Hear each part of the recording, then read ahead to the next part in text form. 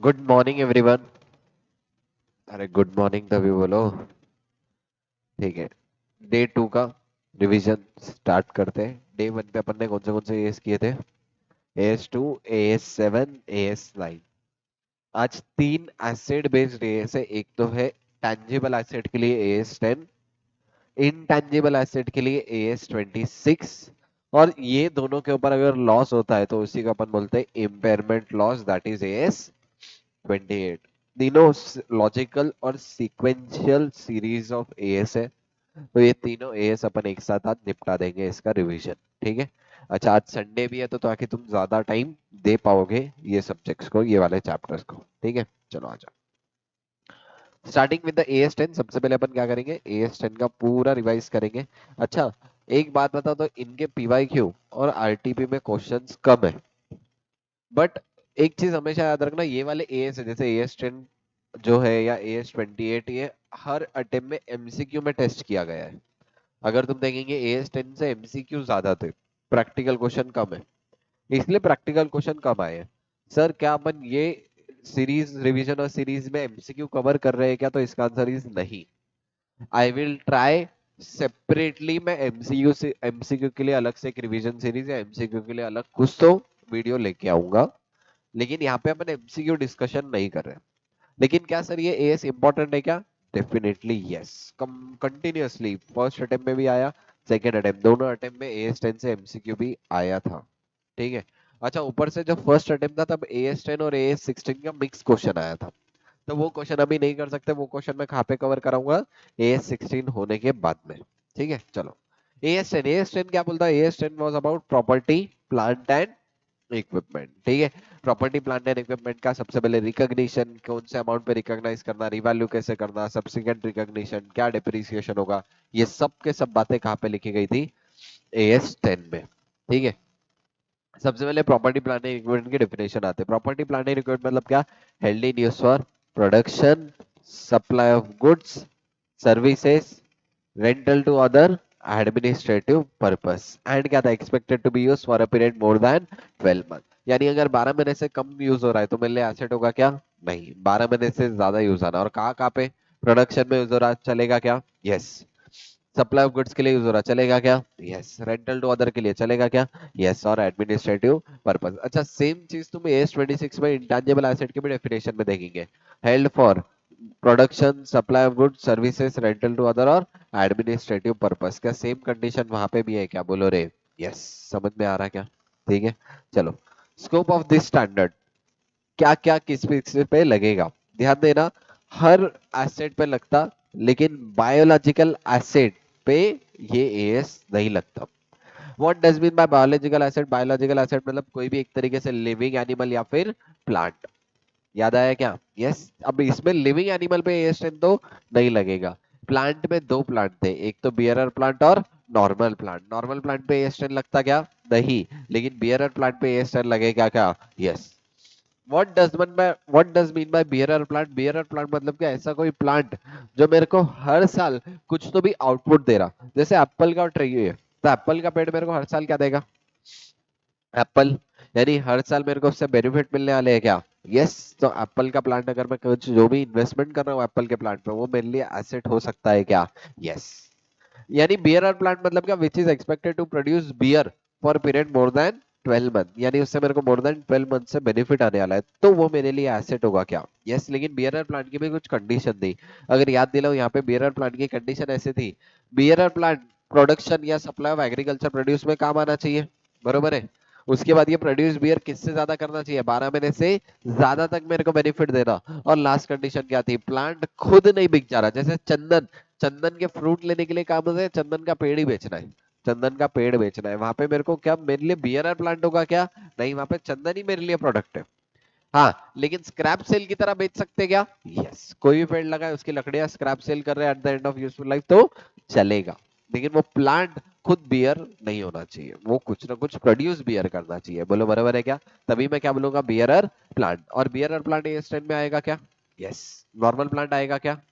नहीं आएगा। Living animal आएंगे क्या? नहीं आएंगे। बोलो बराबर है क्या? अच्छा, इन्वेस्टमेंट आएंगे क्या? इन्वेस्टमेंट प्रॉपर्टी ए स्टैंड में नहीं आती। इन्वेस्टमेंट प्रॉपर्टी कहाँ पे? एस 13 में। अच्छा, लेकिन एएस 13 में ये तो बताया गया इन्वेस्टमेंट प्रॉपर्टी आएगी, लेकिन एएस 13 में इन्वेस्टमेंट प्रॉपर्टी पे कॉस्ट मॉडल कहाँ का लगेगा? एएस 10 का। बोलो बराबर है क्या? यस। अच्छा, wasting asset, again wasting asset है जैसे minerals rights, extra expenditure on exploration, ये सब चीजों पे भी एएस 10 लगेगा क्या? नहीं लगता। बोलो बराबर है क्या? अच्छा, लीजेस पे भी कौन सा एएस लगेगा? एएस 19। अच्छा, इनिशियल रिकॉग्निशन लीजेस का एएस 19 ने बताया, लेकिन सब्सिक्वेंट रिकॉग्निशन डिप्रीशिएशन कहाँ पे रेफर करेंगे? एएस 10। यानी देखो, as 10 is the general as for asset. अगर कोई स्पेसिफिक एएस तो वो जाके रेफर करो, लेकिन अगर कोई एएस बात नहीं कर रहा तो कहाँ जाके रेफर करूंगा? एएस 10 में। बोलो बराबर है क्या? यस। चलो आगे आना। Recognition criteria, very easy recognition criteria, हर जगह पे यही रिकॉग्निशन क्राइटेरिया को मैं यूज करने वाला हूँ। सबसे पहले क्या था? It is probable that future economic benefit associated with the asset will flow to the enterprise. और दूसरा क्या है? Cost can be measured reliably. मतलब पहला एक तो फ्यूचर में बेनिफिट होना, और इसके बाद क्या? उसकी कॉस्ट रिलायबली मेजर कर सकना। अब एक चीज थी, बेनिफिट डायरेक्ट ही है या इनडायरेक्ट बेनिफिट भी चलेगा? दोनों भी चलेगा क्या? यस। जैसे कि एग्जांपल दिया था, पॉल्यूशन इक्विपमेंट है, पॉल्यूशन कंट्रोलिंग इक्विपमेंट, फैक्ट्री के लिए मेरे को क्या बेनिफिट होने वाला है? कुछ भी नहीं। लेकिन ऐसा हो सकता है गवर्नमेंट के लॉज है, गवर्नमेंट के लॉज बोलते हैं फैक्ट्री से पॉल्यूशन प्रोड्यूस नहीं होना चाहिए, अदरवाइज हम तुम्हारा लाइसेंस कैंसिल कर देंगे। यानी पॉल्यूशन कंट्रोलिंग इक्विपमेंट का डायरेक्ट बेनिफिट था क्या? नहीं। लेकिन इनडायरेक्ट बेनिफिट था क्या? यस। इनडायरेक्ट बेनिफिट कैसे था? कि अगर वो नहीं चलाऊंगा तो मेरा बिजनेस बंद हो सकता, यानी इनडायरेक्ट बेनिफिट है क्या? यस। यानी फ्यूचर इकोनॉमिक डायरेक्ट है या इनडायरेक्ट भी चलेगा? इनडायरेक्ट भी चलेगा। खाली कंडीशन क्या है? Cost should be measured reliably. बोलो बराबर है क्या? यस। देखो वही यहाँ पे बोला हुआ है, पीपी में not directly increase the future economic benefit, however indirectly benefit दे सकता है क्या? यस। अच्छा, कुछ आइटम की इंडिविजुअली वैल्यू इनसिग्निफिकेंट है, कोई छोटी सी अमाउंट है, एक पंखा 1000 रुपए का पंखा है, इंडिविजुअली एक पंखा इंसिग्निफिकेंट है क्या? यस। तो इसको मैं एग्रीगेट बेसिस पे रिकॉर्ड करूंगा। अगर मेरे बीसीए में 100 पंखे हैं, 100 पंखे इंटू 1000, क्या एग्रीगेट बेसिस पे 1 लाख रुपए वैल्यू सिग्निफिकेंट हो गई क्या? यस। यानी अगर कोई एसेट की वैल्यू इंडिविजुअली इनसिग्निफिकेंट है, मैं उसको एग्रीगेट करके भी रिकॉग्नाइज कर सकता क्या? यस। किसकी मर्जी रहेगी? एंटरप्राइज की मर्जी। बोलो बराबर है। नेक्स्ट क्या है? Enterprise may decide not to recognize PP and consider it as expenses, amount is not material। अगर अमाउंट मटेरियल नहीं है, 100 रुपए का कैलसी, क्या एसेट बनाऊंगा क्या? एंटरप्राइज की मर्जी। अगर एंटरप्राइज चाहे तो बना दे, एंटरप्राइज नहीं चाहता तो नहीं बनाए। कोई दिक्कत है क्या?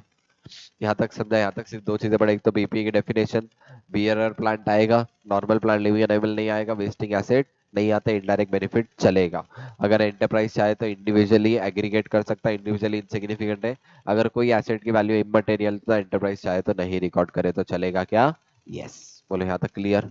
पक्का। रिकॉग्निशन क्राइटेरिया क्या था? It is probable that future economy में benefit of the asset will flow to the enterprise and cost can be measured reliably. PP की डेफिनेशन क्या थी? देखो क्या है? Held in use for production, supply good service, rental to other administrative purpose and expected to be used for a period more than. बोलो clear? पक्का? आगे बढ़ो। यस। ठीक है। Treatment of spare part, standby equipment और service equipment, अगर 12 महीने से ज्यादा के लिए काम आ रहे हैं तो मेरे लिए एएस एंड एसेट पीपी रहेगा क्या? यस। लेकिन 12 महीने से कम है तो क्या हो जाएगा?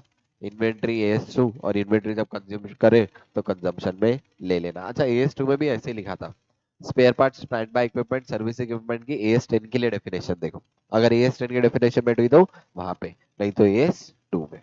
बोलो बराबर है क्या? अच्छा, पीपी का रिकॉग्निशन, इनिशियल रिकॉग्निशन हर बार किस में होगा? कॉस्ट। ऐसा होगा क्या एसेट लाए और वैल्यू बढ़ गई? नहीं, एसेट लेके आएंगे, रखेंगे, फिर उसमें रिवैल्यू होगा। एसेट लाते बराबर रिवैल्यू होगा क्या? नहीं। यानी इनिशियल रिकॉग्निशन हर बार किस पे करेंगे? कॉस्ट। सब्सिक्वेंट में मेरे पास ऑप्शन है, इधर कॉस्ट मॉडल और दूसरा रिवैल्यूएशन मॉडल, दोनों भी अपन पढ़ेंगे। अब सबसे पहले इनिशियल रिकॉग्निशन की बात करें। Initial recognition item of PP हर बार किस पे रिकॉग्नाइज करेंगे? कॉस्ट पे। किस पे रिकॉग्नाइज करूंगा? कॉस्ट पे। मतलब जितने भी खर्चे पीपी पे होंगे, सब खर्चे क्या मैं कॉस्ट में पीपी की कॉस्ट के लिए कंसीडर करूंगा क्या? Yes. What are the element of cost? Cost compromise of, सबसे पहले परचेस प्राइस, जितने में खरीदे, डायरेक्टली एट्रिब्यूटेबल कॉस्ट, और decommissioning, restoration and similar liability. ये तीनों चीजें डिटेल में अपन पढ़ेंगे। पहले एक्सक्लूजन्स पढ़ लो, क्या क्या नहीं आता। ओपनिंग के खर्चे, मैंने बहुत बड़ी बिल्डिंग बनाया, अब उसको बहुत बड़ी ओपनिंग कर रहा हूँ, क्या बिल्डिंग की नेसेसरी, बिल्डिंग चालू होने के लिए opening is a necessary condition क्या? नहीं। हर बार क्या याद रखना, ये खर्चा क्या पीपी के लिए जरूरी है क्या? ओपनिंग करना पीपी के लिए जरूरी है क्या? नहीं, वो तुम्हारा पर्सनल सेटिस्फेक्शन है, तुम दिखावे के लिए बड़ी से बड़ी ओपनिंग करोगे, लेकिन पीपी के लिए नेसेसरी कंडीशन थी क्या? नहीं, तो वो पीपी की कॉस्ट में आएगा क्या? नहीं आएगा। वैसे ही इंट्रोड्यूसिंग न्यू प्रोडक्ट, तुमको पता है क्या, जब भी एप्पल न्यू प्रोडक्ट लेके आता है बहुत बड़ा लॉन्च करते हैं, प्रोडक्ट लॉन्च या कोई भी न्यू प्रोडक्ट लेके आता है तो बहुत बड़ा लॉन्च कर रहे हैं, क्या वो एसेट की कॉस्ट में जाएगा क्या? क्यों? एसेट के लिए नेसेसरी कंडीशन नहीं है। बोले बराबर है, एसेट के लिए नेसेसरी कंडीशन नहीं है, तो इंट्रोडक्शन या फिर ओपनिंग के खर्चे आएंगे क्या? नहीं आएंगे। अच्छा, उसके बाद conducting a business in new location और न्यू क्लास ऑफ कस्टमर। अब मैंने क्या हुआ, मैं पहले कोई एग्जिस्टिंग जगह पे काम कर रहा था, मैंने फैक्ट्री एक जगह से उठा के दूसरी जगह लेके गया। अब एक जगह से उठा के दूसरी जगह फैक्ट्री लेके जाना, अब इसमें जो रीलोकेशन रीलोकेटिंग के खर्चे हैं न्यू लोकेशन में लेके जाने के, क्या वो खर्चे पीपी की कॉस्ट में आएंगे क्या? नहीं आएंगे। क्यों? क्योंकि अगेन पीपी की नेसेसरी कंडीशन थी क्या? नहीं, वो तो इनडायरेक्टली तुम्हारा लॉस हो गया, तुम्हारी शिफ्टिंग के खर्चे इमीडिएटली कहा जाने चाहिए पीएडएल। अच्छा, इसके ऊपर फ्यूचर इकोनॉमिक बेनिफिट भी नहीं है भाई, यहाँ से तुम वहां फैक्ट्री लेके जा रहे, इससे इकोनॉमिक बेनिफिट एसेट से पर्टिकुलरली क्या होगा? कुछ भी नहीं। तो मेरे को एक बात, रिलोकेशन के खर्चे या रिलोकेटिंग के खर्चे लूंगा क्या? नहीं। और लास्ट तो हर जगह वह एक्सक्लूड करते हैं, कौन सा? एडमिनिस्ट्रेशन या अदर जनरल ओवरहेड के खर्चे, क्या हर बार ये एक्सक्लूड ही करते हैं क्या? बोलो रे यस, यानी चार चीजें क्या क्या? Cost of opening, cost of introducing, conducting business from new location, और लास्ट क्या है? एडमिनिस्ट्रेशन। चारों भी खर्चा क्या हो जाते हैं? एक्सक्लूड। नीचे तो एक्सक्लूजन की बहुत बड़ी लिस्ट है। चलो, सबसे पहले परचेज प्राइस में वही वाला क्या आएगा? Import duties and non refundable taxes, trade discount और रिबेट क्या होगा? लेस होगा। बोलो बोलो। Directly attributable cost, directly attributable expenditure मतलब क्या? Cost incurred for bringing inventory to its cost, bringing cost incurred for bringing asset to its location and condition. यानी asset चालू होने तक के लिए जो भी खर्चे नेसेसरी है वो खर्चे ऐड करता जाऊंगा क्या? यस। इंस्टॉलेशन के खर्चे ऐड होंगे क्या? यस। क्यों? क्योंकि एसेट चालू करने के लिए नेसेसरी है, एसेट चालू करने के लिए नेसेसरी है तो खर्चे ऐड करूंगा क्या? बोलो रे। देखो क्या क्या है। एक तो employ benefit arising from the construction और acquisition of PP.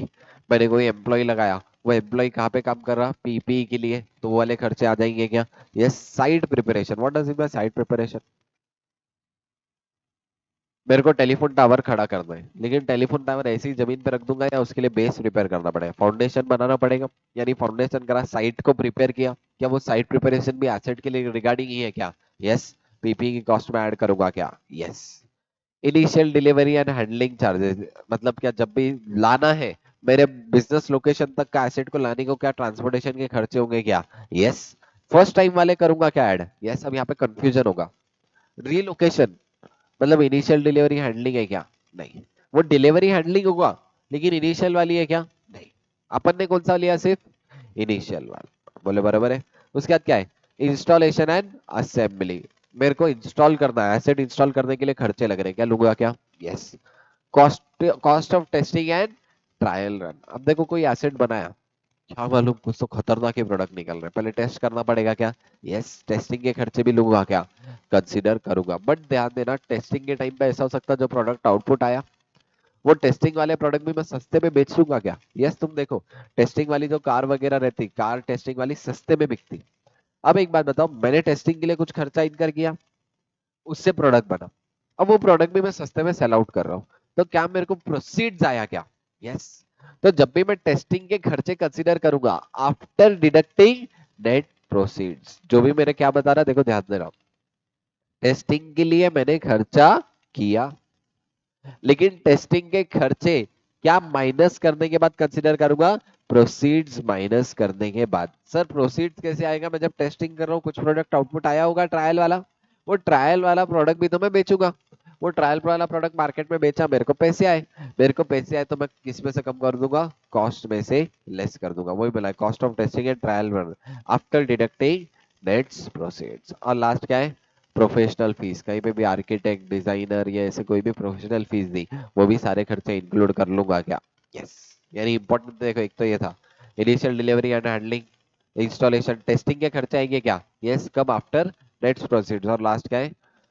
Professional fees क्या क्या नहीं आएगा एक्सक्लूजन की लिस्ट देखो, वहां पे चार पड़े, उसी को यहाँ पे इन्होंने इलाबरेट किया। सबसे पहले तो क्या आ गया, ओपनिंग के खर्चे आएंगे क्या, इंट्रोडक्शन के खर्चे आएंगे क्या, administration and general overhead, abnormal loss नहीं आता। एबनॉर्मल लॉस अपन एक्सक्लूड करके स्पेसिफिकली पीएनएल में लॉस बुक करते हैं। नॉर्मल लॉस आएगा क्या, यस नॉर्मल लॉस कंसीडर करते हैं अपन हमेशा। Cost incurred after PP is ready for use, एक बार रेडी फॉर यूज हो गया, पुट टू यूज सही था, रेडी फॉर यूज मतलब क्या, एसेट चालू था लेकिन मैंने अब तक उसको एक्टिव यूज में नहीं लेके आया, इसमें एसेट की गलती है क्या, नहीं।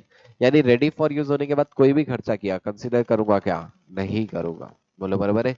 Operating losses, what does mean operating losses, asset मैंने बना लिया, फैक्ट्री में प्रोडक्शन हो रहा है, लेकिन मैं जो इन्वेंट्री निकाल रहा था एसेट से, तो वो इन्वेंट्री हर बार लॉस में बिक रही, मेरा business as a whole and sole loss में। बिजनेस का लॉस एसेट की कॉस्ट बनेगा क्या, नहीं बनेगा, क्योंकि it is a operating losses. Operating losses से कहा लेके जाओ, पीएनएल में। एसेट की कॉस्ट बढ़ाएंगे क्या वो लॉस से, नहीं बढ़ाते। ऑपरेटिंग लॉस डायरेक्टली कहा लेके जाएंगे, पीएनएल। स्टाफ ट्रेनिंग, स्टाफ को ट्रेनिंग देने के खर्चे लूंगा क्या, नहीं लूंगा। नेक्स्ट क्या है, रीलोकेशन या रीलोकेटिंग, एक जगह से दूसरी जगह, लूंगा क्या, interest on deferred credit terms. मतलब क्या, देखो एक मशीनरी थी, कैश में लूंगा तो 1 लाख की, अगर क्रेडिट पीरियड में लूंगा तो 1,10,000 की। मशीनरी कितने पे रिकॉर्ड करूँ, 1 लाख या 1,10,000, बोलो। मशीन कैश में लेता तो 1 लाख की आती, क्रेडिट पे लिया इसलिए 1,10,000 की आई। मशीन 1 लाख पे रिकॉर्ड हो या 1,10, इसका आंसर विल बी 1 लाख, क्योंकि 10,000 का एक तरीके से क्या है, इंटरेस्ट है। क्या है 10,000 का, इंटरेस्ट। और interest on deferred credit terms क्या हो गया, एक्सक्लूड हो गया। यानी तुम एसेट किस पे रिकॉर्ड करो, कैश प्राइस पे। कौन से प्राइस पे, कैश प्राइस। और जो डिफरेंस है क्रेडिट प्राइस और कैश प्राइस का, उसको क्या अकाउंट पर करेंगे, इंटरेस्ट, जो कि एसेट की कॉस्ट से एक्सक्लूड हो जाएगा। Research cost until product feasibility is determined. Product feasibility मतलब क्या, जब तक पता नहीं लग जाता भाई ये रिसर्च सक्सेसफुल है, मेरा प्रोडक्ट बनेगा, तब तक के खर्चे लूंगा क्या, नहीं। यानी रिसर्च कॉस्ट इनिशियली कहा जाएगा पीएनएल में, लेकिन एक बार प्रोडक्ट फिजिबिलिटी डिटरमाइन हो गई तो फिर उसके आगे का क्या करूंगा, कैपिटलाइज कर दूंगा। बोलो बराबर है। अगर यानी इंपॉर्टेंट बताओ तो एक तो new introduction, opening, abnormal loss, administrative, operating loss important है। स्टाफ ट्रेनिंग के खर्चे आते क्या,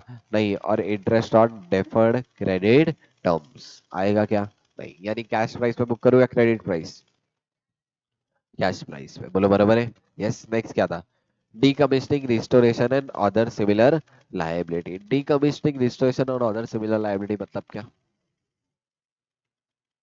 बोलो।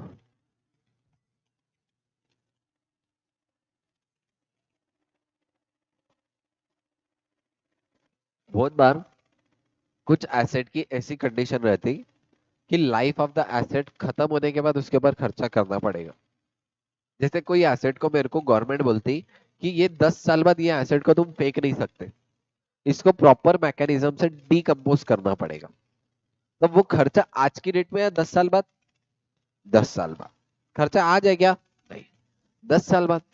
अब लेकिन एक चीज बताना, वो 10 साल बाद जो खर्चा आने वाला है, सपोज में अपन बात करते हैं 5 लाख रुपए खर्चा आने वाला है, वो 5 लाख रुपए 10th ईयर का है या फिर 1 साल से 10 साल तक एसेट जो यूज किया उसकी वजह से।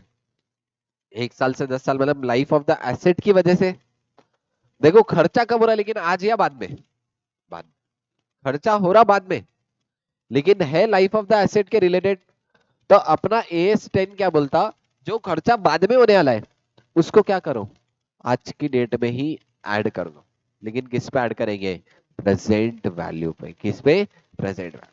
यानी सबसे पहले तो एस्टिमेट करो एंड ऑफ द लाइफ पे कितना खर्चा होने वाला है, उसका एस्टिमेट निकालो। उसके बाद एस्टिमेट आ गया तो उसको किस पे ऐड कर देना, प्रेजेंट वैल्यू। सबसे पहले क्या करेंगे, एस्टिमेट निकालेंगे।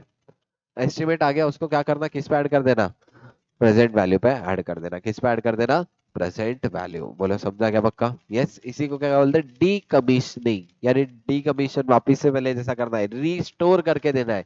या कोई भी सिमिलर लायबिलिटी है, ये सब लायबिलिटीज कब होगी, after the life of asset. जब एसेट की लाइफ खत्म हो गई उसके बाद में ये लायबिलिटीज है। इसको क्या करूंगा, आज की डेट में प्रेजेंट वैल्यू पे लेके आओ और ऐड कर दो एसेट की कॉस्ट में।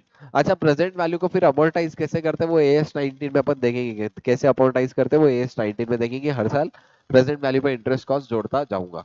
अच्छा, अगर एस्टिमेट चेंज हुआ तो क्या करना है, वो यही एएस में चेंजेस इन एस्टिमेट में आगे अपन चेक करेंगे कि अगर डीकमिश्निंग का एस्टिमेट चेंज हुआ तो क्या करना है।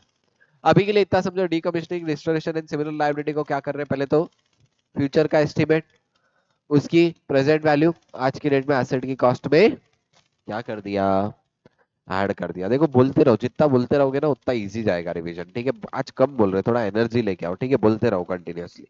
देखो क्या है, इनिशियल एस्टिमेट ऑफ डीकमिश्निंग, रिस्टोरेशन और अदर सिमिलर लायबिलिटीज, क्या करूंगा, incurred when the PP, incurred on PP when the asset life is over, क्या करूंगा, included in the cost of PP eight discounted value. Discounted value मतलब क्या, present value. अच्छा, exception, अगर as 2 में consider कर रहा तो एएस 2 में भी ऐसा पॉइंट पड़े तो एएस 2 में लो, एएस 10 का है तो एएस 10 में लो। बोलो बराबर है क्या? यस। एसेट बन रहा था, लेकिन बनते बनते एसेट से कुछ इनकम हो सकती क्या, जैसे बिल्डिंग बन रही थी, मैंने क्या किया, बिल्डिंग का ग्राउंड फ्लोर बन गया, फर्स्ट फ्लोर पे काम चालू था, मैंने जब तक ग्राउंड फ्लोर क्या करा, स्विगी वालों को पार्किंग के लिए दे दिया। क्या कुछ ना कुछ इनकम हो रही है? यस। कब हो रही है? एसेट को बनते बनते। इनकम का क्या करूं? तो क्वेश्चन पूछ रहा है डायरेक्ट है या इनडायरेक्ट। अगर इनडायरेक्ट है तो सीधा पीएनएल को लेकर, डायरेक्ट है तो कॉस्ट ऑफ पीपी को कम कर देना। ठीक है, डायरेक्ट का यहाँ पे एग्जांपल भी दिया। अगर मैं बिल्डिंग में मटेरियल बना रहा था, मटेरियल बच गया और स्क्रैप सेल कर रहा हूँ, तो क्या बिल्डिंग से रिलेटेड ही था क्या? यस। या एसेट से रिलेटेड ही था क्या? यस। डायरेक्टली एट्रिब्यूटेबल इनकम है, क्या करूंगा, adjusted from the cost of PP, मतलब क्या करूं, पीपी की कॉस्ट कम कर दो। लेकिन अगर वहीं पे ही मैं क्या बोल रहा हूँ, not directly attributable, directly attributable नहीं है, जैसे पार्किंग रेंटल आ गया, क्या करूंगा, इमीडिएटली पीएनएल में लेके जाओ। कहा लेके जाओ? Immediately PNL. बोलो बोलो, यहाँ पे मेरा कॉस्ट मॉडल खत्म हुआ इनिशियल रिकॉग्निशन के लिए। बोलो समझा क्या? डायरेक्ट वाले लिए डायरेक्टली एट्रीब्यूटेबल में बहुत सारे खर्चे थे, बोलो बरोबर है। उसके बाद एक्सक्लूजन ओपनिंग, उसके बाद ओपनिंग के बाद तुम्हारा interest on deferred credit terms, relocation, relocating, staff training, ये सब खर्चे क्या कर दिए, exclude. Decommissioning, restoration, similar liability present value पे ऐड करें, और उसके बाद अगर कुछ इनकम हुई तो कॉस्ट में से लेस करेंगे। डायरेक्ट है तो, इनडायरेक्ट है तो पीएनएल में लेके जाऊंगा। बोलो यहाँ तक क्लियर? पक्का? यस। उसके बाद cost of self constructed asset. What does mean by self constructed asset? मैं मेरा एसेट खुद बना रहा हूं।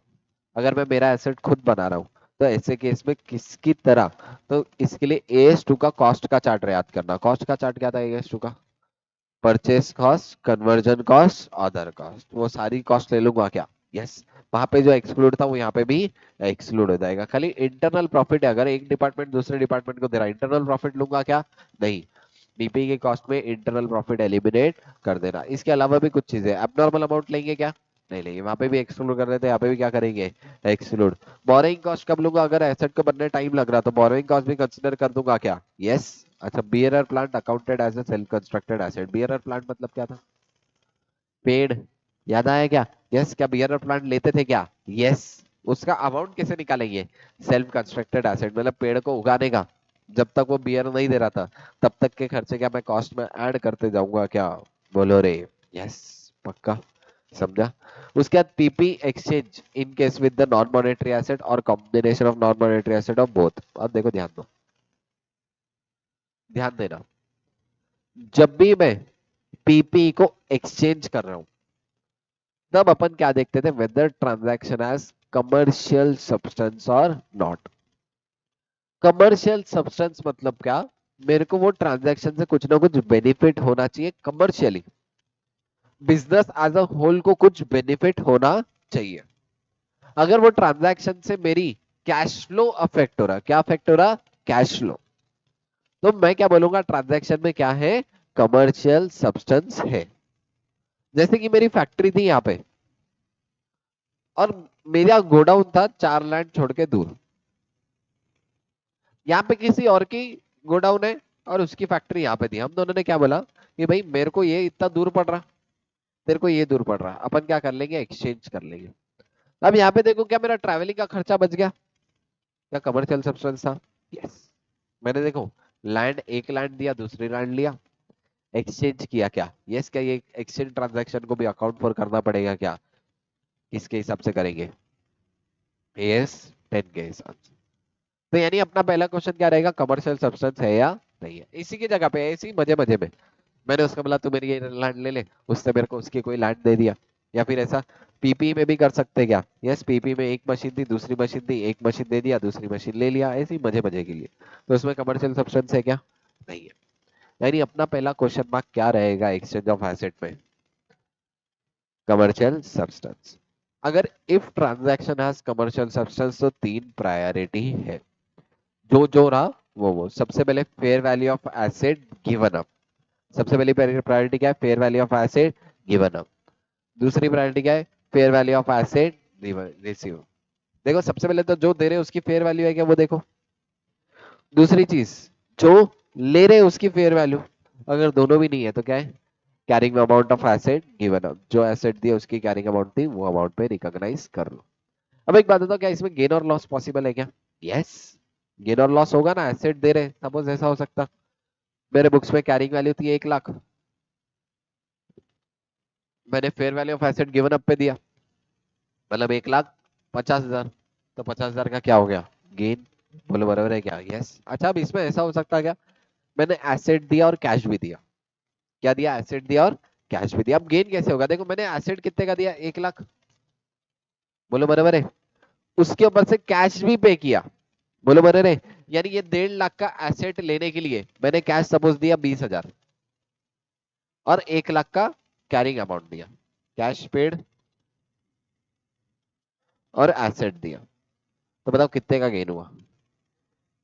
30,000 का गेन हो गया। क्या हो गया? 30,000 का गेन हो गया। बोलो बराबर है क्या? यस, यानी यहाँ पे कैश पेड क्या कर दिया? लेस करा।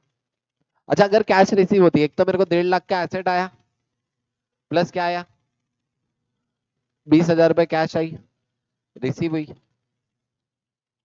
और अब इसमें से पुरानी वैल्यू कितनी थी? 1 लाख। तो मेरा गेन कितना हो जाएगा? 70,000 का गेन हुआ। यानी ये केस है जहाँ पे कमर्शियल सब्सटेंस है, वहां पे गेन या लॉस पॉसिबल है क्या? यस। कब गेन या लॉस पॉसिबल है? या तो जब फेयर वैल्यू पे वैल्यू कर। बोलो बराबर है क्या? यस। अच्छा, ऐसे केस में कैश रिसीव हुई तो क्या कर दे रहा? ऐड, क्योंकि एक तो मेरे को एसेट आया और कैश आई, दोनों मिला के देख लो। अगर कैश पे किया तो एक तो एसेट आया, लेकिन उसके लिए मैंने कुछ कैश भी तो दिया और कुछ एसेट दिया, तो क्या करूंगा? लेस। ऐसे केस में मेरा क्या जाएगा? गेन या loss. But if transaction lakhs commercial substance, फिर मैं किस पे वैल्यू करूंगा? सिर्फ carrying value of asset given up पे। अब देखो मेरे बुक्स में पहले कैरिंग वैल्यू 1 लाख थी और अभी भी वैल्यू कितने पे कर रहा? 1 लाख। तो गेन या लॉस पॉसिबल है क्या? नहीं है। गेन या लॉस पॉसिबल है क्या? नहीं है। लेकिन ये केस में मेरे को कैरिंग वैल्यू में कुछ एडजस्टमेंट करनी पड़ेगी। अब सपोज 1 लाख का एसेट था, ट्रांजैक्शन लैक्स कमर्शियल सब्सटेंस, और मैंने कैश पे कर दिया। क्या करा? कैश पे कर दिया। अब देखो पिछले केस में अपन कैश पेड क्या कर रहे थे? लेस। लेकिन यहाँ पे एक तो 1 लाख की कैरिंग वैल्यू दिया और ऊपर से 20,000 रुपए दिया, तो मेरा न्यू एसेट कितने का बन गया? 1,20,000। बोलो बराबर है क्या? न्यू एसेट कितने का बन गया? 1,20,000। यानी यहाँ पे कैश पेड क्या करे? ऐड, क्योंकि यहाँ पे न्यू कैरिंग वैल्यू निकालना था। अगर वही 1 लाख का एसेट है, कैश रिसीव हुई, तो देखो एक तो 1 लाख का एसेट दे दिया, उसकी जगह पे क्या रिसीव हो गई? 20,000 रुपए कैश रिसीव हुई। न्यू एसेट कितने का होगा? 80,000। यहाँ पे कुछ भी गेन या लॉस होने वाला है क्या? नहीं। जहाँ पे कमर्शियल सब्सटेंस नहीं है वहां पे गेन या लॉस कुछ भी होगा क्या? नहीं होगा। ना तो गेन होगा ना तो लॉस होगा। बोलो समझ में आया क्या? यस, देख लो आ जाओ। क्या है? If transaction has commercial substance, अगर कमर्शियल सब्सटेंस है तो क्या प्रायोरिटी है? Fair value of asset given up, fair value of asset receive, carrying amount of asset given up. ऐसे केस में गेन या लॉस होगा क्या? यस, पीपी कितने पे रिकॉग्नाइज कर रहे हैं? रिसीव हुआ तो ऐड करो, पे हुआ तो लेस, और कैरिंग अमाउंट लेस करना, तुम्हारा क्या हो जाएगा? गेन या लॉस। इसके पीछे का लॉजिक भी बताया। कैश रिसीव हुई और एसेट आया, दोनों मिला के आया ना, यानी गेन निकालो। क्या एक तो एसेट आया लेकिन उसके लिए कुछ कैश पे किया, तो वो क्या कर दो? लेस। जहाँ पे कमर्शियल सब्सटेंस नहीं है वहां पे रिकॉग्नाइज क्या करूंगा? Carrying amount of asset given है, इसमें कैरिंग अमाउंट में कुछ एडलेस करूंगा। अगर कैश पे कर रहे तो कैरिंग वैल्यू बढ़ा दो, ऐड। अगर कैश रिसीव कर रहे तो कैरिंग वैल्यू कम कर दो। बोलो समझ में आया क्या पक्का? अरे बोलो रे। यस, कमर्शियल सब्सटेंस मतलब क्या? कुछ भी ऐसी चीज which will affect the cash flow of the entity. बोलो बराबर है। अच्छा, if fair value of asset received is more reliable then the fair value of asset given up, तो मैं इस पे भी रिकॉग्नाइज कर सकता है क्या? यस, मेरे को देखना है मैं किस पे रिलाई कर सकता। प्रायोरिटी फिक्स है, गिवन अप, रिसीव, या फिर carrying amount of asset given up. क्या याद रहेगा क्या पक्का? समझा? कहाँ पे ये exchange of asset for non monetary asset. अच्छा, यहाँ पे स्पेशल केसेस है। अगर पीपी मैंने कंसोलिडेटेड प्राइस पे खरीदा, मतलब क्या, मैं 10 पीपी खरीदने गया, उसके अलावा पूरे 10 पीपी का 1 करोड़ दूंगा। कितना दूंगा? 10 पीपी का 1 करोड़। कौन से एसेट का कितना? कैसे अपोर्शन करेंगे? Fair value. उसकी जो पर्टिकुलर 10 एसेट है, 10 एसेट की फेयर वैल्यू ले लो, और वो 10 एसेट की फेयर वैल्यू वो पर्टिकुलर एसेट में बांट दो। फाइनेंस लीज है, कहाँ पे डिटरमाइन होगा? AS 19। गवर्नमेंट ग्रांट है, कहाँ पे होगा? AS 12। अच्छा, गवर्नमेंट ग्रांट एसेट के ऊपर मिलता तो कैरिंग वैल्यू से कम कर देते। बोलो बोलो रे, कहाँ पे पड़ेंगे ये? AS 12। यानी पीपी के लिए अपना लीजेस के लिए AS 19, गवर्नमेंट ग्रांट के लिए AS 12। कंसोलिडेटेड प्राइस पे खरीदा तो कैसे अपोर्शन करूंगा? याद रखना कैसे अपोर्शन करूंगा? Fair value. Subsequent expenditure, regular repair and maintenance है, कहाँ डालो? P&L। ठीक है, हाँ, रेगुलर रिपेयर मेंटेनेंस है, कहाँ? P&L।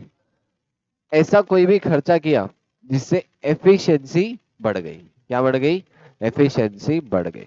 अब देखो, खर्चा किया, लाइफ ऑफ द एसेट बढ़ गया, 12 महीने से ज्यादा यूज आने वाले, एफिशिएंसी बढ़ गई, तो इसको क्या कर देना? Directly capitalise. क्या कर देना? Directly capitalise. अच्छा, उसके बाद कोई मेजर पार्ट रिप्लेस किया। अब देखो यहाँ पे नया पार्ट ऐड नहीं किया, ये देखो ये वाले केस में नया पार्ट ऐड करके एफिशिएंसी बढ़ा रहे थे। यहाँ पे पुराना पार्ट निकाला और नया पार्ट ऐड किया। बोले बोल रहे क्या? प्लेन का एग्जांपल दिया था, प्लेन की बॉडी ज्यादा साल चलती लेकिन इंजन कम साल चलता, तो वैसे केस में क्या मेरे को इंजन 4-5 साल बाद रिप्लेस करना पड़ेगा क्या? यस। ऐसे केस में क्या करूंगा मैं? WDV ऑफ एसेट जो भी चल रहा वो लो, उसमें से ओल्ड पार्ट की WDV लेस करो और न्यू पार्ट की कॉस्ट ऐड करो, तो क्या आ जाएगी? Revised WDV। इसके ऊपर आरटीपी में, तुम्हारे आरटीपी में क्वेश्चन भी है।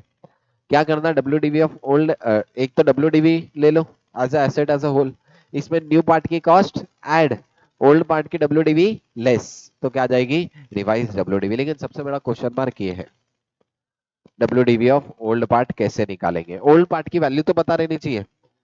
तो सबसे पहले तो चेक करो, जब तुमने एसेट खरीदा था तब सप्लायर ने ब्रेकअप दिया था क्या? सप्लायर ने ब्रेकअप दिया मतलब सप्लायर ने बताया था क्या? बॉडी इतने की, इंजन इतने का। यानी सप्लायर ने ब्रेकअप दिया, सप्लायर ने बता दिया। अब उसको क्या कर सकते हैं? उसको डिप्रिशिएट करते, पार्ट को अलग से डिप्रिशिएट करके लाके निकाल सकता है क्या WDV of old part? Yes. यानी सबसे पहले ब्रेकअप किसने दिया? सप्लायर। अगर सप्लायर ने ब्रेकअप नहीं दिया तो दूसरा फेयर वैल्यू बता दी क्या इनिशियल डेट की?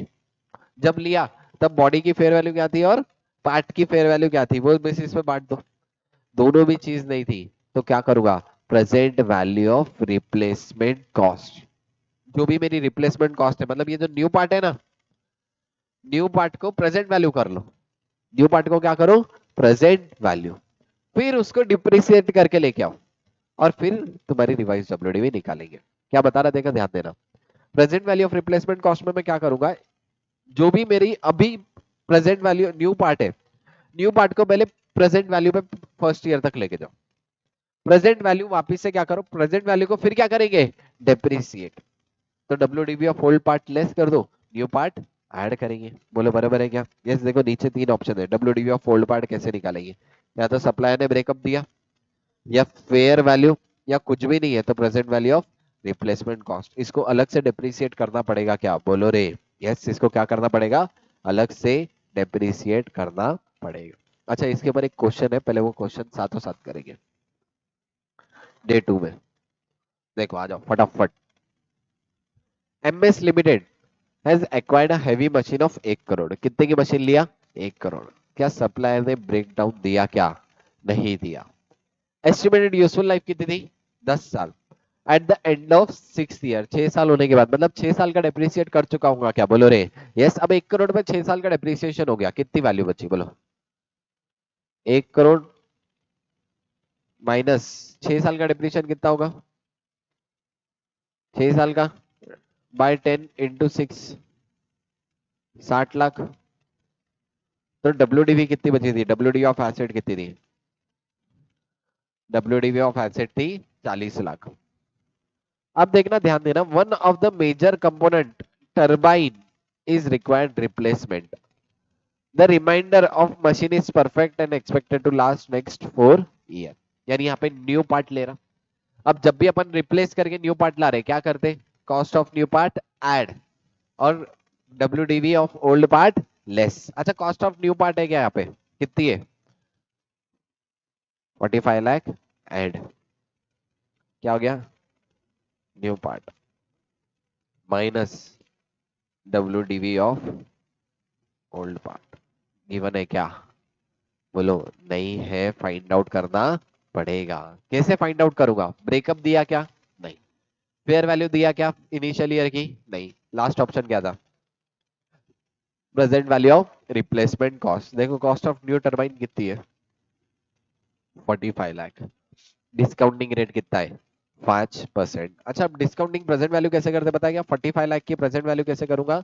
1/1.1 में 6 साल पूरे पहले जाना है। 1/1.1 इक्वल टू बटन कितने बार? 6 बार। करो। 1/1.1 इक्वल टू बटन 6 टाइम्स। जो भी मल्टीप्लाई है उसको 45 लाख से मल्टीप्लाई करो। कितना है प्रेजेंट वैल्यू फैक्टर?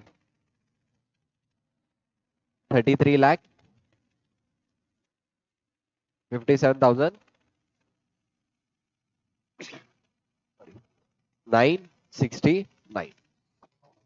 चलो यहां तक समझा? कैसे किया देखो, प्रेजेंट वैल्यू किया। प्रेजेंट वैल्यू कैसे किया? प्रेजेंट वैल्यू कैसे किया? डायरेक्टली 45 लाख, उसको कितने परसेंट से डिस्काउंटिंग फैक्टर लगाया? 5% से डिस्काउंटिंग फैक्टर।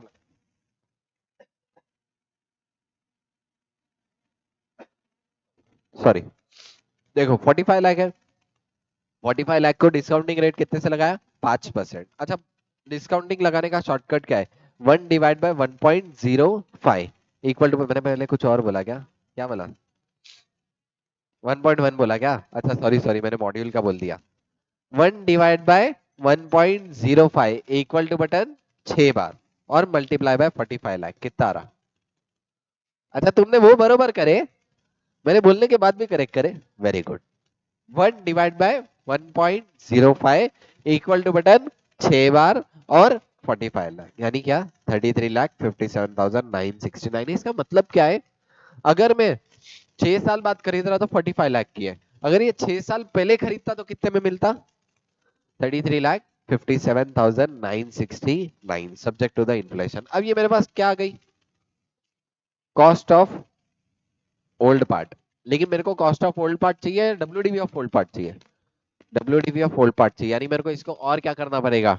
डेप्रिसिएट करना पड़ेगा। देखना ICI ने ना इसको नियरेस्ट 100 में राउंड ऑफ किया। तुम राउंड ऑफ नहीं भी करेगा तो चलेगा। ICI ने नियरेस्ट अमाउंट में राउंड ऑफ किया है।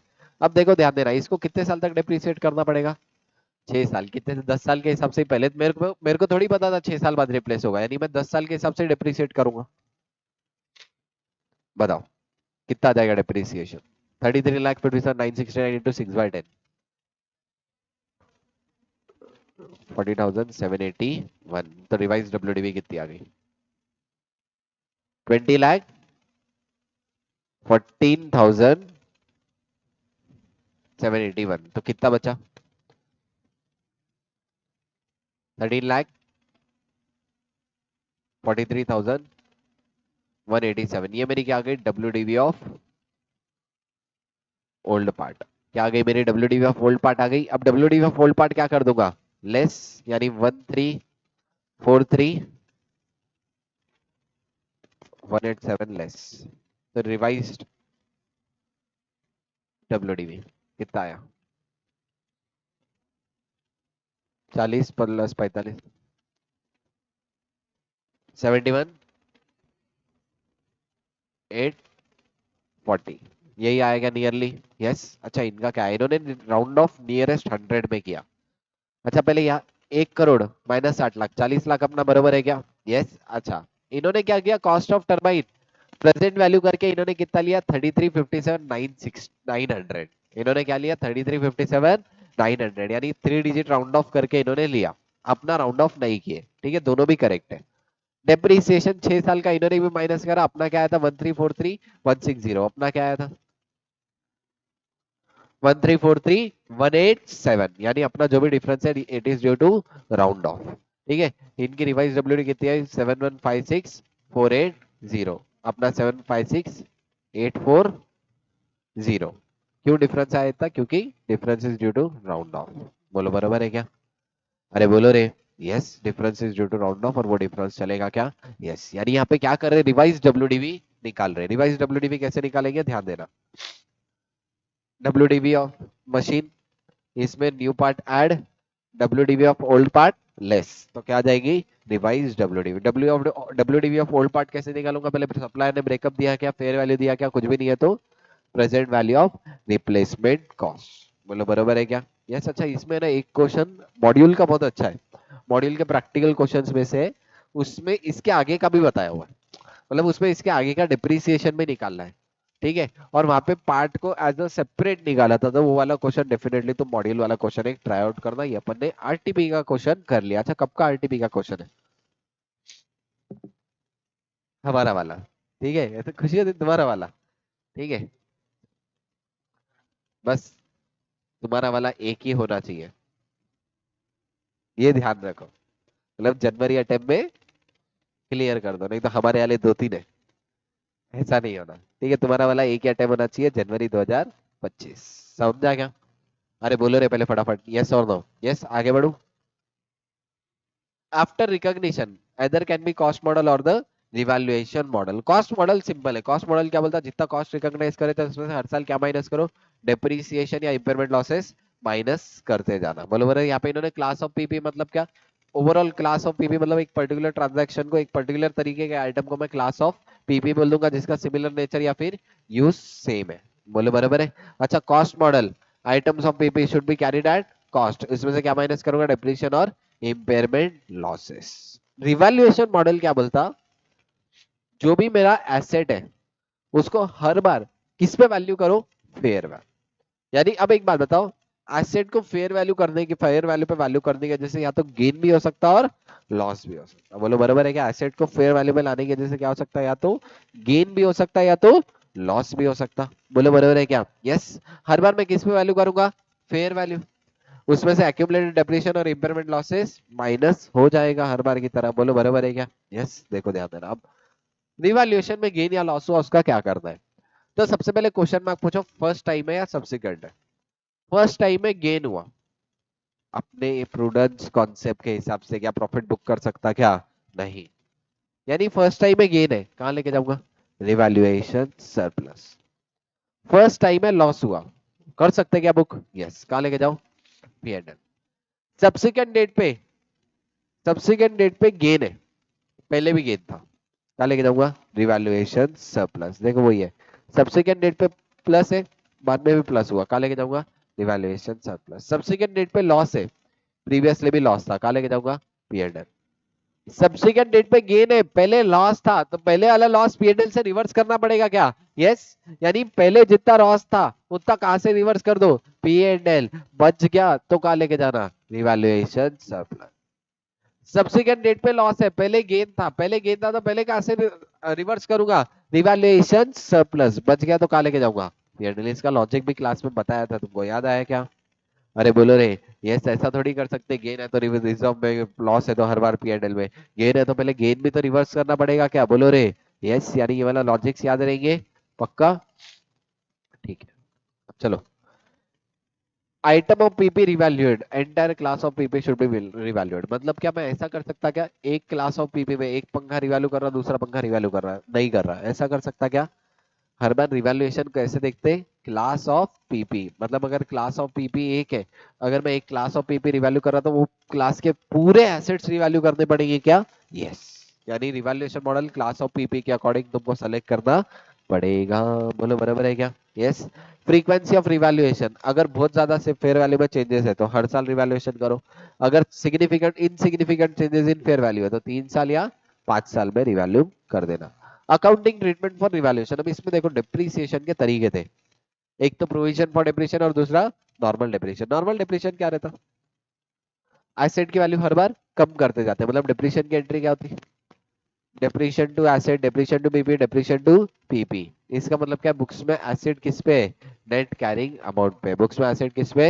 Net carrying amount. यहाँ पे दिक्कत ही नहीं है, एसेट की वैल्यू बढ़ा रहा है, increase in the assets are debited. बोलो बराबर है क्या? यस, यानी क्या करूंगा, PP account debit to revaluation gain. Loss है तो क्या करूंगा, रिवैल्यूएशन लॉस टू पीपी। कोई दिक्कत है क्या? नहीं है, क्योंकि यहाँ पे डिप्रिसिएशन क्या हो रहा था, एसेट में हर साल माइनस हुआ, मतलब बुक्स में एसेट किस पे था? नेट कैरिंग अमाउंट पे। किस पे था? Net carrying amount. वही दूसरा सिनेरियो का है जहाँ पे प्रोविजन फॉर डेप्रिसिएशन है। क्या है दूसरा? जहाँ पे प्रोविजन फॉर डेप्रिसिएशन है। अब मेरे को एक बात बताओ, अगर प्रोविजन फॉर डेप्रिसिएशन है बुक्स में, तो तुम्हारे पास दो अप्रोच है, एक तो एलिमिनेशन अप्रोच और दूसरा restatement approach. Provision for depreciation में एसेट बुक्स में किस पे? नेट पे या ग्रॉस पे? ग्रॉस पे। ग्रॉस में से एक्यूमुलेटेड डेप्रिसिएशन निकाल देंगे, फिर क्या बचेगा? Net carrying amount. बोलो बोला अच्छा, एक्यूमुलेटेड डेप्रिसिएशन क्या है ये तुमको पता रहना चाहिए। प्रोविजन फॉर डेप्रिसिएशन में हर बार डेप्रिसिएशन में जोड़ते जाता और क्या होते जाता मेरे लिए? एक्यूमुलेटेड डेप्रिसिएशन फाउंडेशन वाला कॉन्सेप्ट और क्लास में मैंने डिटेल में पढ़ाया है, ठीक है। अच्छा, सबसे पहले एलिमिनेशन अप्रोच में क्या करो, जितना भी प्रोविजन है पूरा पीपी से रिवर्स कर दो। अब देखो, पूरा प्रोविजन पीपी से रिवर्स करने के लिए प्रोविजन कम करना है, लायबिलिटी कम करना है, provision for depreciation account debit to PP eliminate कर दिए। अच्छा, अब डेप्रिसिएशन एलिमिनेट करने के बाद नॉर्मल केस की तरह हो गया क्या? यस, बुक्स में एसेट एनसीए पे आ गया। मतलब अब तक जैसे कर रहे थे, गेन है तो क्या करेंगे, PP two revaluation gain, loss है तो रिवैल्यूएशन लॉस टू पीपी। मतलब ऊपर जैसी एंट्री थी वैसी हो गई, खाली यहाँ पे एक एंट्री एक्स्ट्रा की, क्या पास की? एक्यूमुलेटेड डेप्रिसिएशन टू पीपी, मतलब एक्यूमुलेटेड डेप्रिसिएशन को रिवर्सल की। यहाँ पे क्या हुआ? एलिमिनेट। रीस्टेटमेंट अप्रोच में क्या करेंगे, अगर गेन है तो एक्यूमुलेटेड डेप्रिसिएशन भी बढ़ाओ, पीपी भी बढ़ाओ।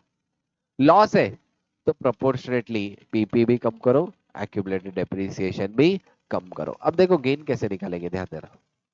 सबसे पहले गेन का परसेंटेज निकालो। देखो एग्जांपल दे रहा है यहाँ पे। एग्जांपल, एक एसेट था 1 लाख का। कितने का कॉस्ट थी एसेट की? 1 लाख। उसके बाद एक्यूमुलेटेड डेप्रिसिएशन था 60,000। तो इसकी नेट कैरिंग अमाउंट कितनी हो गई? अब मेरे को इसको रिवैल्यू करना है 50,000 में। फेयर वैल्यू कितनी है? Current fair value 50। 40 की फेयर वैल्यू कितनी हो गई? 50। गेन है क्या? यस। गेन का परसेंटेज निकालो, कितना गेन है? 10,000 डिवाइड बाय 40,000 इंटू 100। कितना परसेंट गेन है? 25% गेन है। तो मेरा 25% गेन है, क्या करो, कॉस्ट भी 25% से बढ़ाओ, एक्यूमुलेटेड डेप्रिसिएशन भी 25 से बढ़ाओ। अब कॉस्ट 25 से बढ़ेगी, कितने से बढ़ेगी? 25। एक्यूमुलेटेड डेप्रिसिएशन 25% कितना आ जाएगा? बोलो कितना आएगा? 15,000 आ जाएगा क्या? यस, यानी नेट ऑन नेट एनसीए कितने से बढ़ा? 10,000 से ही बढ़ा क्या? बोलो रे। यस, यानी जो भी परसेंटेज आया, दोनों भी एक्यूमुलेटेड डेप्रिसिएशन भी बढ़ा और कॉस्ट भी बढ़ाएंगे। जर्नल एंट्री क्या होगी देखो, एसेट अकाउंट डेबिट, कितने से बढ़ेगा एसेट बताओ? 25। बरोबर है। अच्छा, प्रोविजन कितने से बढ़ाना है? 15। तो प्रोविजन 15, तो बचा कुछ 10 का क्या हो गया? क्या हो गया बोलो? To revaluation gain. बोलो समझा क्या? बचा कुछ 10 का क्या हो गया? Revaluation gain. पक्का? अच्छा, लॉस है। अब देखो लॉस कैसे होगा, अगर सपोज यहाँ पे ही ये वाले सिनारियोज में ये 40 था, सपोज यही एसेट बन जा रहा है 30,000। लॉस हुआ क्या? बोलो रे। यस, वापस से कितने का लॉस है? 10,000 डिवाइड बाय 40,000। कितना परसेंट का लॉस है? 25% का लॉस है। क्या करो, कॉस्ट भी 25% से कम करो, एक्यूमुलेटेड डेप्रिसिएशन भी 25% से कम करूंगा, मतलब 25,000 से ये कम होगा, 15,000 से ये कम होगा। नेट ऑन नेट कितने से कम होगा? 10,000। जर्नल एंट्री क्या होगी, ध्यान देना, वेरी वेरी इंपॉर्टेंट। देखो एसेट को कितने से कम करना है? 25, यानी 2 पीपी कितने से करूंगा? प्रोविजन कितने से कम करना है? प्रोविजन लायबिलिटी कम करना है, डेबिट करना पड़ेगा। प्रोविजन फॉर डेप्रिसिएशन कितना? 15। बोले बराबर है। तो बचा कुछ 5,000 का आ जाएगा, 10,000, सॉरी, बचा हुआ 10,000 का आ जाएगा रिवैल्यूएशन लॉस। बोलो बरोबर है, ये क्या हो गया, रीस्टेटमेंट अप्रोच। यानी रीस्टेटमेंट अप्रोच में क्या करेंगे, गेन या लॉस का परसेंटेज निकालो। क्या करो, गेन या लॉस का परसेंटेज। अगर गेन है तो कॉस्ट भी बढ़ाओ, डेप्रिसिएशन भी, लॉस है तो कॉस्ट भी कम करो और डेप्रिसिएशन भी, बैलेंसिंग फिगर गेन या लॉस में चला जाएगा। बोलो बरोबर, ये कौन सी अप्रोच हो गई, restatement approach. Treatment of revaluation surplus क्या है, देखो, sum of the revaluation surplus may be transfer to the revenue reserve. मतलब क्या, रिवैल्यूएशन सरप्लस को एक तरीके से प्रॉफिट का आइटम कब मानेंगे, ठीक है। एक तो जब एसेट डिस्पोज ऑफ हो गया, एसेट ही खत्म हो गया, तब रिवैल्यूएशन सरप्लस रखने का कुछ भी काम का है क्या, नहीं। कहां लेके चले जाओ, रेवेन्यू रिजर्व। अच्छा, sum of surplus may be transferred to revenue reserve based on the difference of depreciation. अब एक बात बताओ, रिवैल्यूएशन की वजह से रिवैल्यूएशन गेन है तो डेप्रिसिएशन ज्यादा लगेगा या कम, ज्यादा, यानी एक्सपेंस पीएनएल में ज्यादा हो रहा। तो अपना एएस क्या बोलता, दोनों का डिफरेंस ऑफ डेप्रिसिएशन, मतलब depreciation as per old amount और depreciation as per new amount, दोनों का डिफरेंस कहां लेके जाऊंगा, बोलो, रिवैल्यूएशन सरप्लस से रेवेन्यू रिजर्व में ट्रांसफर करता जाऊंगा। अच्छा, इसका इम्प्लीकेशन यहाँ पे नहीं था, इसका इम्प्लीकेशन एक इंपेयरमेंट का क्वेश्चन करे थे। इंपेयरमेंट ऑफ लॉस वाले क्वेश्चन में एएस 28 में एक क्वेश्चन था, वहां पे रिवैल्यूएशन गेन से मेरे को इंपेयरमेंट लॉस सेट ऑफ करना था, वहां पे ये वाला कॉन्सेप्ट लगाया इन्होंने। मतलब जरूरी क्या है, एएस 10 का यहीं पे ही पूछेगा, एएस 10 का क्रॉस रेफरेंस में कहां पे पूछा, एएस 28 में।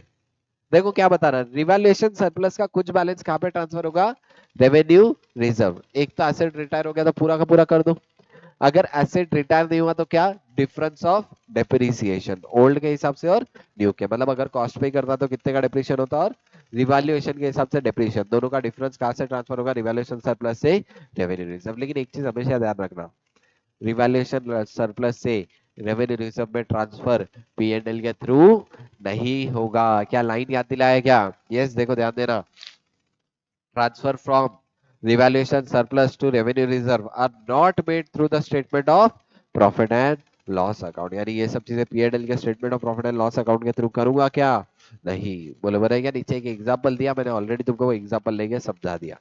कंपोनेंट मेथड ऑफ डिप्रीशिएशन मतलब क्या,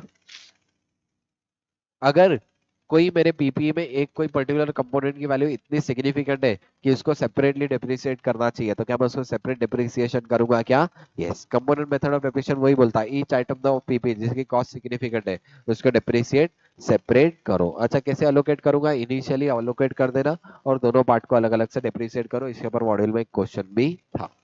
डिप्रिसिएबल अमाउंट कैसे निकालूंगा, कॉस्ट माइनस रेसिडियल वैल्यू, क्या आ जाएगा, डिप्रिसिएबल अमाउंट। बोलो बने, यूजफुल लाइफ कैसे आएगी, asset is expected to be available for use by the enterprise। यानी यूजफुल लाइफ का एस्टिमेट कौन निकालेगा, एंटरप्राइज या कोई और, एंटरप्राइज खुद यूजफुल लाइफ का एस्टिमेट निकालेगा। रेसिडुअल वैल्यू मतलब क्या थी,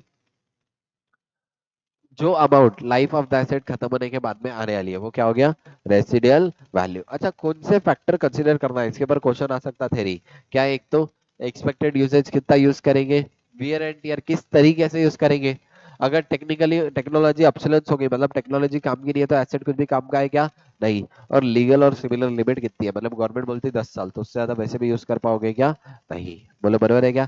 अच्छा, रेसिडुअल वैल्यू रिव्यू करनी चाहिए क्या, yes, at least eight the end of each financial year useful life review करनी चाहिए। और अगर कुछ भी चेंज है तो इसको क्या बोलूंगा, चेंजेस इन अकाउंटिंग एस्टीमेट। क्या बोलूंगा, चेंजेस इन अकाउंटिंग एस्टीमेट। कहाँ पे पढ़ेंगे, एस 5। अच्छा, डिप्रीशिएशन कब से करूँ, पुट टू यूज या available for use, available for use. Income tax में पुट टू यूज से करते हैं, लेकिन यहाँ पे अपने अकाउंट में कहाँ से करते हैं, अवेलेबल फॉर यूज। कब डिप्रीसिएशन सीज होगा, एक तो कब, assets residual value exceeds its carrying amount, मतलब रेसिडुअल वैल्यू कैरिंग अमाउंट से ज्यादा है तो भी डिप्रीसिएशन सीज कर दो।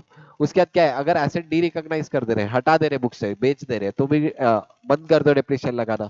और क्या, when asset is retired from the active use, use में नहीं ले रहे तो भी डिप्रीशिएशन लगा हुआ क्या, नहीं। अच्छा, अगर एसेट आइडल है, कुछ काम में नहीं आ रहा, तो डिप्रीशिएशन सीज होगा क्या, नहीं। अपन कब लेते हैं, या तो एसेट की कैरिंग वैल्यू कम हो गई, रेसिडुअल वैल्यू ज्यादा है तो, या एसेट डी रिकॉग्नाइज किया या एक्टिव यूज से हटा दिया तो ही। आइडियल है सिर्फ एसेट कुछ भी काम में नहीं ले रहे, बाजू में पड़ा हुआ है, तो मैं डिप्रीशिएशन सीज करूंगा क्या, नहीं।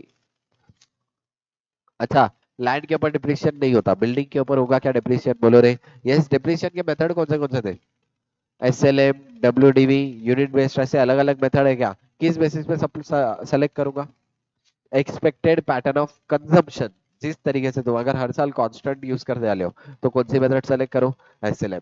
हर साल तुम्हारी पहले यूटिलिटी ज्यादा है, बाद में यूटिलिटी कम है, तुम्हारा कंजम्पशन कम होता जा रहा है, मतलब कौन सी, डब्ल्यूडीवी। यानी ये कौन एस्टिमेट करेगा, एंटरप्राइज उनके कंजम्पशन के बेसिस पे मेथड सेलेक्ट करेगी। अलग अलग मेथड यहाँ पे तुमको ऑलरेडी पता है। डिप्रिसिएशन मेथड रिव्यू करनी चाहिए क्या, यस। अच्छा, डिप्रिसिएशन मेथड चेंज हुई, चेंजेस इन अकाउंटिंग मेथड या changes in accounting estimate, it is changes in accounting estimate. देखो मेथड चेंज हुई फिर भी अकाउंटिंग मेथड को चेंज नहीं बोलेंगे अपन, क्या बोलेंगे, चेंजेस इन अकाउंटिंग एस्टीमेट। क्यों, क्योंकि डेप्रिसिएशन मेथड मेरे कंजम्पशन के बेसिस पे, और मेरा कंजम्पशन ही मेरा क्या है, एस्टीमेट है, इसलिए इसको अपन क्या बोलते हैं, चेंजेस इन अकाउंटिंग एस्टीमेट। किसके अकॉर्डिंग करेंगे, एएस5। कौन सा इफेक्ट, प्रोस्पेक्टिव या रेट्रोस्पेक्टिव, प्रोस्पेक्टिव। अगर डिप्रेशन मेथड चेंज हुई कैसा इफेक्ट दूंगा, प्रोस्पेक्टिव इफेक्ट दूंगा। अच्छा, डीकमिशनिंग रिस्टोरेशन मैंने बताया था तुमको, चेंज हो सकती क्या, यस, इसका एस्टिमेट चेंज हुआ, किसके हिसाब से अकाउंट पर करना, changes in accounting estimate. Cost model है तो डायरेक्टली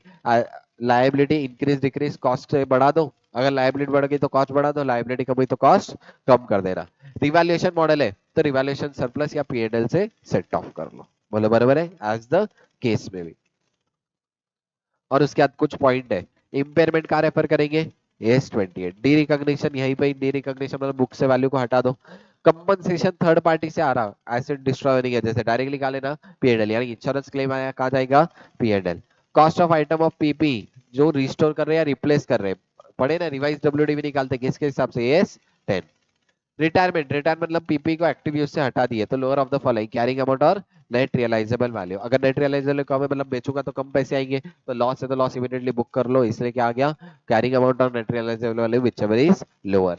डी रिकॉग्निशन करना मतलब क्या, एसेट को बुक से हटा देना।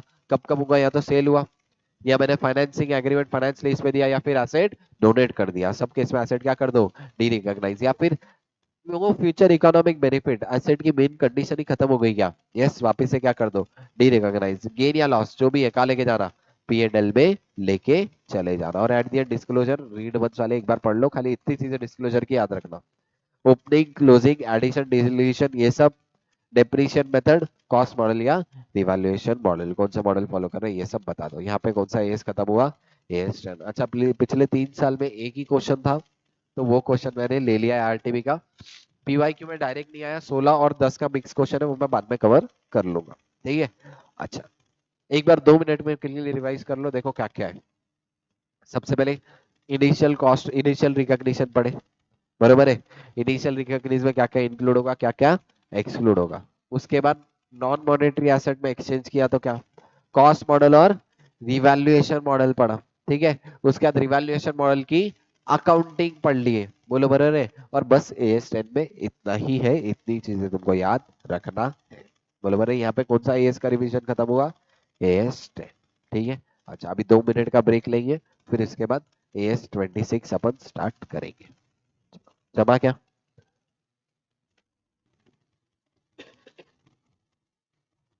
आफ्टर अ ब्रेक वापिस से कंटिन्यू करेंगे। AS 10 अपना हो गया, अभी we will move forward for the AS 26, page number 86, AS 26 page number 86।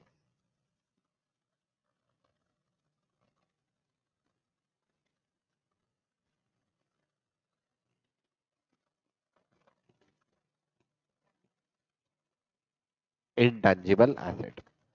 अब एक चीज ध्यान रखना, AS 10 किसके लिए बात करता था, टैंजिबल एसेट के बारे में, लेकिन AS 26 किसके बारे में बात कर रहा, इंटेंजिबल एसेट। इंटेंजिबल एसेट मतलब क्या,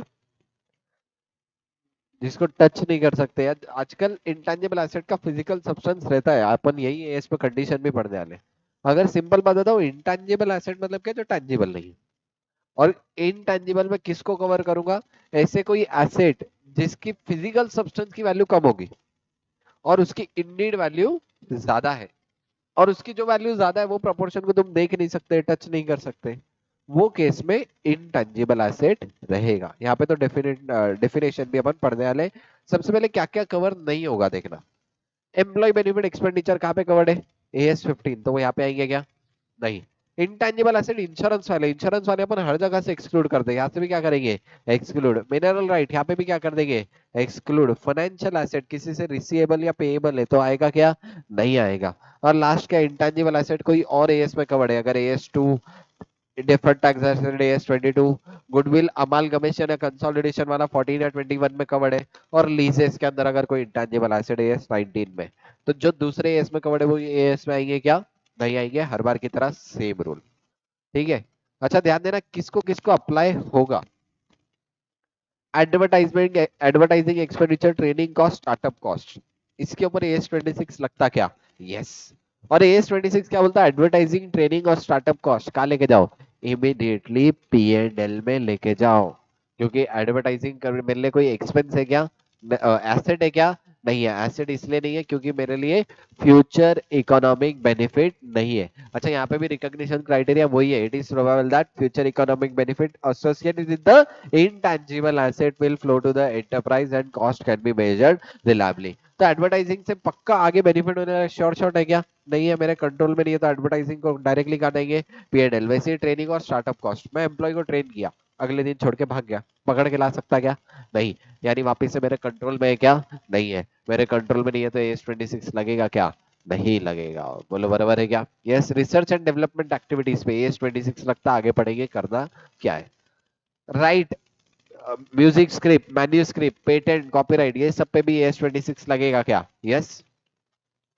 फाइनेंस लीज में इनिशियल रिकॉग्निशन है, सब्सिक्वेंट रिकॉग्निशन किसके हिसाब से करूंगा, एएस 26। एएस 10 में भी अभी जस्ट ऐसी गाइडलाइन पढ़े, क्या पढ़े कि इनिशियल रिकॉग्निशन एएस 19 में, सब्सिक्वेंट रिकॉग्निशन एएस 10 में था, वैसे यहाँ पे एएस 26 में। डेफिनेशन ऑफ इंटेंजिबल एसेट क्या है, identifiable non monetary asset without any physical substance. तीन चीजें क्या, आइडेंटिफाइबल रहना, सबसे पहले जो भी इंटेंजिबल एसेट है मैं उसको आइडेंटिफाई कर सकूं। उसके बाद क्या है, नॉन मॉनेटरी एसेट, मतलब मनी मेरे लिए एसेट होगा क्या, नहीं, it should be non monetary, और क्या है without any physical substance. Held in use पर वही वाली बातें, supply of good services rental to other administrative purpose, बोलो बोल रहे क्या, जैसे वहां पे पढ़े थे वैसे यहाँ पे। अब ये तीनों को इन्होंने एक एक पकड़ पकड़ के बताया, आइडेंटिफाइबल क्या रहता, नॉन मॉनेटरी एसेट क्या रहता, विदाउट एनी फिजिकल सब्सटेंस क्या रहता। सबसे पहले फिजिकल सब्सटेंस की बात करते हैं, क्या intangible asset with physical substance चलेगा क्या, यस। लेकिन जो तुम्हारा फिजिकल सब्सटेंस की है उसकी कॉस्ट चेक करना है, सिग्निफिकेंट है या इनसिग्निफिकेंट है। जैसे मैं बताता, मैंने लाइसेंस लिया, 1 करोड़ का लाइसेंस लिया, क्या वो लाइसेंस फिजिकल सब्सटेंस मतलब पेपर पे प्रिंट होगा क्या, यस।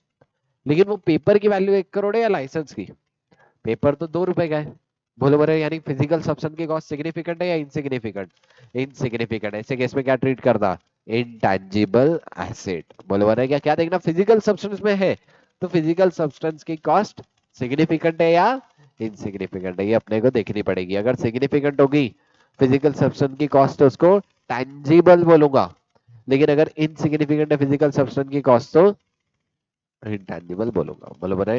अच्छा बहुत बार इंटेंजिबल और टेंजिबल एसेट इनसेपरेबल रहते हैं, जैसे कंप्यूटर बिना ऑपरेटिंग सॉफ्टवेयर के चलेगा क्या, नहीं चलता। कंप्यूटर के लिए क्या चाहिए, ऑपरेटिंग सॉफ्टवेयर तो चाहिए ना, ऑपरेटिंग सिस्टम, जैसे विंडोज हो गया यहाँ पे, ठीक है। तो ऐसे क्या कंप्यूटर के लिए नेसेसरी कंडीशन है, यस। तो अब इसको इंटेंजिबल बोलूं या टेंजिबल बोलूं, तो ऐसे केस में अपना क्वेश्चन रहेगा प्री डोमिनेंट एलिमेंट किसका है, डोमिनेंस कितना है, फिजिकल सब्सटेंस का डोमिनेंस है या इंटेंजिबल का। अब देखना यहाँ पे ऑपरेटिंग सिस्टम कंप्यूटर के अंदर चाहिए, यानी कंप्यूटर डोमिनेंट हो गया, कंप्यूटर ही नहीं होगा ऑपरेटिंग सिस्टम का क्या करेंगे। अब तुम तो ऐसे बोलेंगे सर ऑपरेटिंग सिस्टम नहीं कंप्यूटर का क्या करेंगे, ऑपरेटिंग सिस्टम दूसरा ला लेंगे, ठीक है।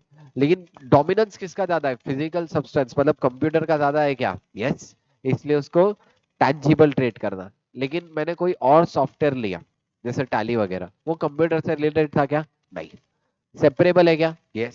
सेपरेबल हो सकता है तो फिर दिक्कत ही नहीं है। इनसेपरेबल है लेकिन डोमिनेंस इंटेंजिबल का ज्यादा है तो क्या ट्रीट करूंगा, इंटेंजिबल। देखो software is not a part of integral इसलिए ट्रीट एज इंटेंजिबल, लेकिन वही ऑपरेटिंग सिस्टम को किस में ट्रीट करेंगे, टैंजिबल में ट्रीट करेंगे। देखो क्या पढ़े, फिजिकल सब्सटेंस, क्या इंटेंजिबल एसेट अपना क्या था, विदाउट एनी फिजिकल, लेकिन क्या फिजिकल सब्सटेंस चलेगा क्या, यस। उसकी वैल्यू क्या रहना, क्या रहना वैल्यू, इनसिग्निफिकेंट रहना, तब फिजिकल सब्सटेंस चलेगा। अगर फिजिकल सब्सटेंस की कॉस्ट सिग्निफिकेंट है तो क्या बोलूंगा, टैंजिबल। अच्छा दोनों इनसेपरेबल है तो क्या करेंगे, प्रीडोमिनेंट सोर्स। अगर प्रीडोमिनेंट टैंजिबल है तो टैंजिबल, प्रीडोमिनेंट इंटैंजिबल है तो टैंजिबल। बोला समझा क्या, यस। ठीक है।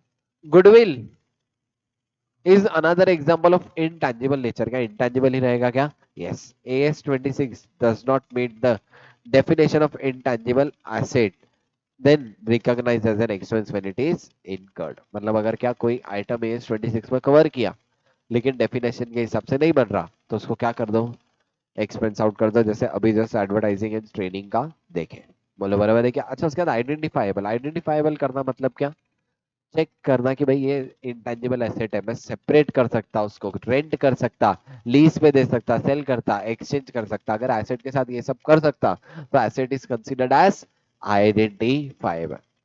लेकिन इन्होंने एक और लाइन बोले, ध्यान देना, separability is not a necessary condition. Identify होने के लिए सेपरेट करना जरूरी है क्या, separability is one of the condition. लेकिन मेरे को सेपरेटेबिलिटी कंडीशन मेट नहीं हो रही, स्टिल एंटरप्राइज को लगता है ये मेरे लिए इंटेंजिबल है, आइडेंटिफाई कर सकते हम तो कर सकते क्या, यस। एंटिटी में find some other way find out कर सकते हैं क्या, to identify the intangible asset. देखो एक तो इंटेंजिबल एसेट कैसे आइडेंटिफाई करेंगे, सेपरेट करके। लेकिन क्या सेपरेटेबिलिटी नेसेसरी कंडीशन है क्या, नहीं। कुछ अदर वे फाइंड आउट कर सकते क्या, यस।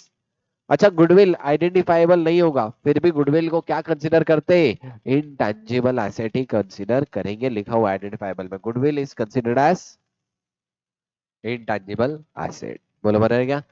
उसके बाद क्या है, कंट्रोल। कोई भी एसेट को इंटैंजिबल एसेट बोलने के लिए मेरा उसके ऊपर कंट्रोल रहना चाहिए। कंट्रोल रहना चाहिए मतलब क्या, ध्यान देना। मैंने कोई पेटेंट ट्रेडमार्क कॉपीराइट बनाया, लेकिन मेरा उसके ऊपर कब तक कंट्रोल नहीं होगा, जब तक मैं वो पेटेंट ट्रेडमार्क कॉपीराइट रजिस्टर ना करूं। अब मैंने रजिस्टर नहीं कराया, क्या कोई भी वो पेटेंट ट्रेडमार्क यूज कर सकता क्या, यस। मैं कुछ भी नहीं कर सकता, तो मेरा कंट्रोल है क्या उसके ऊपर, नहीं है। मेरे लिए इंटेंजिबल एसेट है क्या, नहीं है। इंटेंजिबल एसेट आने के लिए क्या आना जरूरी है, कंट्रोल आना जरूरी है। क्या आना जरूरी है, कंट्रोल। बोलो बराबर है क्या। अच्छा वैसे ही एडवर्टाइजमेंट का खर्चा किया, मेरा कंट्रोल था क्या, एडवर्टाइजमेंट के ऊपर मेरा कंट्रोल है क्या, नहीं है। लोग आएंगे एडवर्टाइजमेंट देख के, इसके ऊपर मेरा कंट्रोल है क्या, नहीं है। तो एडवर्टाइजमेंट का खर्चा मेरे लिए इंटेंजिबल एसेट है क्या, नहीं।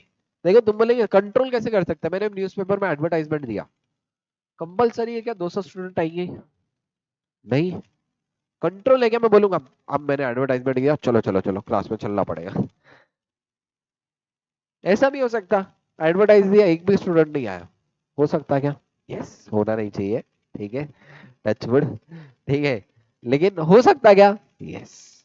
तो क्या हो गया, कंट्रोल नहीं है। या एम्प्लॉय को ट्रेनिंग दिया, सब एग्रीमेंट वगैरह कराया था, एम्प्लॉय बोला मैं तो काम नहीं करूंगा, बोला करना पड़ता, नहीं करता, जाओ। क्या करूंगा, कर सकता क्या, नहीं। जैसे तुमको बोला पढ़ाई करो, पढ़ाई करो, तुम बोलते सर नहीं करते, जाओ।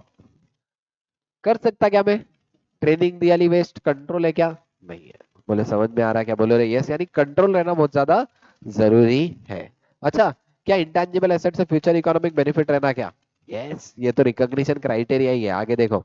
रिकॉग्निशन क्राइटेरिया क्या, it is probable that future economic benefit associated with the intangible asset will flow to the enterprise and cost can be measured reliably। अच्छा इंटेंजिबल एसेट का इनिशियल रिकॉग्निशन किस पे होगा, कॉस्ट पे। अच्छा वहां पे पीपी में भी इनिशियल रिकॉग्निशन किस पे कर रहे थे, कॉस्ट पे। दोनों सेम सेम है क्या, बोलो रे यस। कॉस्ट में क्या क्या आएगा, purchase price, import duty, non refundable taxes, directly attributable expenditure, trade discount and rebate less होगा। क्या याद आया, यस टू। इन्वेंट्री में ऐसा चार्ट पड़े थे क्या, यस। अच्छा ये इंटेंजिबल एसेट कौन सा है, एक्वायर्ड वाला। क्या है, एक्वायर्ड वाला। दो तरीके के ऐसे थे, एक तो एक्वायर्ड और दूसरा सेल्फ कंस्ट्रक्टेड। यहाँ पे एक्विजिशन के टाइम पे कॉस्ट में क्या क्या आएगा वो बोला हुआ है। अच्छा एक चीज ध्यान रखना, गुडविल दो तरीके से, एक तो सेल्फ जनरेटेड और एक्वायर्ड। सेल्फ जनरेटेड गुडविल कभी रिकॉर्ड नहीं करते। सेल्फ जनरेटेड गुडविल AS26 के अकॉर्डिंग रिकॉर्ड होगा क्या, नहीं। लेकिन एक्वायर्ड गुडविल रिकॉर्ड हो सकता है क्या, yes. Self generated intangible asset record कर सकता क्या, यस, एक्सेप्ट एक self generated intangible asset record नहीं कर सकता का, वो कौन सा है? गुडविल। बोलो बराबर। क्लियर है क्या? पक्का? यस। अच्छा, अगर कोई भी एक्विजिशन अमालगमेशन में किया, अमालगमेशन में आ रहा, तो अब देखो ध्यान देना, amalgamation in nature of merger, in nature of purchase, याद आएगा? ऐसे दो रहते। यस। अच्छा, amalgamation in nature of purchase के केस में जो भी बैलेंसिंग फिगर आता, मैं क्या लेता था? गुडविल या फिर कैपिटल रिजर्व। लेकिन मर्जर रहता तो दोनों भी केस में कैपिटल रिजर्व लेते, लेकिन परचेस है तो जो भी डिफरेंस आता मैं किस पे रिकॉग्नाइज करता था? Amalgamation in nature of purchase में गुडविल को। अब ऐसे केस में एक बात तो, अमालगमेशन में क्या बहुत सारे एसेट एक वैल्यू पे ले रहा? क्या? यस, 1 करोड़ में कंपनी खरीदा, अब उसमें पूरे कंपनी के एसेट आ गए, अमालगमेट कर रहे हैं। ऐसे केस में एसेट को किस पे रिकॉग्नाइज करूं? तो intangible asset at fair value पे रिकॉग्नाइज करना। किस पे रिकॉग्नाइज करना? Fair value. अगर fair value can not be measured तो फिर क्या करूंगा? कॉस्ट पे रिकॉग्नाइज करूंगा। पहले प्रायोरिटी क्या है? फेयर वैल्यू, और दूसरा कॉस्ट। सर फेयर वैल्यू कैसे निकालेंगे? चेक करो उसका मार्केट एग्जिस्ट करता क्या? मार्केट मतलब क्या? उसका बाय सेल के लिए कोई मार्केट है क्या? अगर मार्केट है तो मार्केट में क्या कोट है? मार्केट में कितने में मिल रहा? नहीं। तो मैं मार्केट में मेरा प्रोडक्ट लेके जाऊंगा, उसके लिए बिड प्राइस को मेरा प्रोडक्ट कितने में खरीदने को रेडी है, या फिर price of most recent similar transaction. अगर मार्केट एग्जिस्ट नहीं करता तो मैं कितने देने की इच्छा रखता है, इंटरप्राइज के हिसाब से रिकॉग्नाइज कर लो। बराबर है? यानी अमाल कमीशन पे किस पे रिकॉग्नाइज करेंगे? Fair value. लेकिन फेयर वैल्यू नहीं है तो कॉस्ट। फेयर वैल्यू नहीं है तो पहले कॉस्ट। पहले देखो फेयर वैल्यू है क्या? फेयर वैल्यू नहीं है तो कॉस्ट। फेयर वैल्यू कैसे डिटरमाइन करेंगे? मार्केट एग्जिस्ट करता है, मार्केट एग्जिस्ट नहीं करता, एग्जिस्ट करता तो कोटेड करंट बिड या price of most similar transaction, market exist नहीं करता तो एंटरप्राइज को क्या देंगे? अगर दोनों भी नहीं कंसिडर हो रहा था फिर किस पर रिकॉर्ड कर लूंगा? कॉस्ट में। बोलो क्लियर है? गवर्नमेंट ग्रांट कहाँ पे आएगा? AS12। अच्छा, इसमें डायरेक्टली अपन एसेट की वैल्यू कम करते, और जहाँ पे फ्री ऑफ कॉस्ट आता वहां पे अपन एसेट किस पे रिकॉग्नाइज कर देते? Nominal value. डिटेल में AS12 में अपन पढ़ेंगे। एक्सचेंज ऑफ एसेट, एक एसेट देके दूसरा एसेट ले रहा, क्या? Commercial substance. अभी थोड़ी देर पहले पढ़ाया ना, क्या पढ़ाया? Commercial substance. If transaction as commercial substance then क्या priority? Fair value of asset given up, fair value of asset receive, carrying amount of asset given up. बोले बोले कैश पे करा तो लेस, कैश रिसीव हुआ तो ऐड। अगर transaction lack commercial substance then carrying amount of asset given up. इसमें क्या करूंगा? कैश पे। बोलो कैश पे एंड कैश रिसीव लेस। बोलो पक्का? इंटरनली जनरेटेड गुडविल रिकॉग्नाइज करूंगा क्या? बोलो रे। नहीं, internally generated goodwill will not be recognise. Internally generated intangible asset recognise करूंगा क्या? यस। अब इसमें दो फेज है, एक रिसर्च फेज और दूसरा डेवलपमेंट फेज। रिसर्च फेज के खर्चे कहाँ जाएंगे? कंपलसरी जाएंगे P&L में। डेवलपमेंट फेज के खर्चे क्या करूंगा? कैपिटलाइज। लेकिन कितना कैपिटलाइज करूंगा? Only up to the recoverable amount, मतलब जितने फ्यूचर इकोनॉमिक बेनिफिट है। इसके लिए अभी जस्ट AS28 अगला AS पढ़ने वाले हैं। ठीक है? तब देखो, जब भी मैं एसेट बना रहा हूं तो दो फेज है, एक कौन सा है? रिसर्च, और दूसरा है डेवलपमेंट। रिसर्च फेज के खर्चे P&L, डेवलपमेंट फेज के खर्चे कैपिटलाइज। बोलो बरोबर है क्या? अच्छा, रिकॉग्निशन क्राइटेरिया सेटिस्फाई होना जरूरी है क्या? बोलो रे। यस। अच्छा सर, रिसर्च फेज मतलब क्या? रिसर्च फेज मतलब एनी फेज जब तक टेक्निकल फिजिबिलिटी या प्रोडक्ट फिजिबिलिटी डिटरमाइन नहीं होती तब तक कौन सी फेज है? Research phase. लेकिन एक बार टेक्निकल फिजिबिलिटी डिटरमाइन हो गई तो उसके बाद कौन सी phase? Development phase. Sir exam में कैसे पता लगाना? क्वेश्चन में देगा कि टेक्निकल फिजिबिलिटी कब से हो गया था। जब तक टेक्निकल फिजिबिलिटी नहीं थी तब तक कौन सी फेज? रिसर्च। टेक्निकल फिजिबिलिटी बनने के बाद कौन सा फेज? Development phase. बोलो बराबर है क्या? Yes. If enterprise can not distinguish research phase and development phase, treat as a expenditure of research phase only. अगर दोनों पता ही नहीं चल रहा तो क्या करूंगा? रिसर्च बोल के पूरा P&L में। लेकिन अगर पता चल रहा तो रिसर्च फेज के एक्सपेंस और डेवलपमेंट फेज के कैपिटलाइज। बोलो बराबर है क्या? यस। अच्छा, रिसर्च फेज मींस मतलब क्या? जहां पे ओरिजिनल प्लान इन्वेस्टिगेशन होगी to develop the knowledge about establish the technical feasibility. Research phase में मैं टेक्निकल फिजिबिलिटी डिटरमाइन करूंगा। क्या क्या आता देखो, obtaining new knowledge, failed research, alternative material, formulation design, ये सब खर्चे कहाँ पे आ जाएंगे? रिसर्च फेज में। डेवलपमेंट फेज मतलब क्या? रिसर्च कंप्लीट हो गया, टेक्निकल फिजिबिलिटी आ गई, कब कब क्या स्टार्ट हो जाएगा? Development phase. अब एसेट को डेवलप करना स्टार्ट कर दूंगा। Development phase start after technical feasibility has been established. बोलो बराबर है क्या? Yes, an intangible asset arising from the development phase recognise if and only, सबसे पहले क्या था? टेक्निकल फिजिबिलिटी है, इंटेंशन टू कंप्लीट है, एबिलिटी टू यूज है। इंटेंजिबल एसेट बताए कहाँ यूज करना है वही पता नहीं है, खुद भी काम का है क्या? नहीं। फ्यूचर इकोनॉमिक बेनिफिट रहना क्या? यस, एसेट बनाने के लिए रिसोर्सेस अवेलेबल होने चाहिए, और क्या है? Ability to measure the expenditure. बोलो बराबर है क्या? यस, यहाँ पे एग्जांपल है, design, construction, tool, jigs, construction, ये सब किसके डेवलपमेंट एक्टिविटीज रहेंगे क्या? यस, अच्छा। Expenditure incurred on internally generated mass it brands, masthead, publishing title, customer link. Substance cannot be distinguished from the cost of developing the business as a whole. बोलो बराबर है क्या? सब्सटेंस को distinguish कर सकते क्या? नहीं। मतलब जहाँ पे ब्रांड बना रहे, अब एक बात बताओ, कोई ब्रांड बनाने के लिए कितना रिसर्च था, कितना डेवलपमेंट था, कुछ भी डिस्टिंग्विश कर सकते हैं क्या? नहीं। तो क्या इंटेंजिबल एसेट रिकॉग्नाइज करेंगे क्या?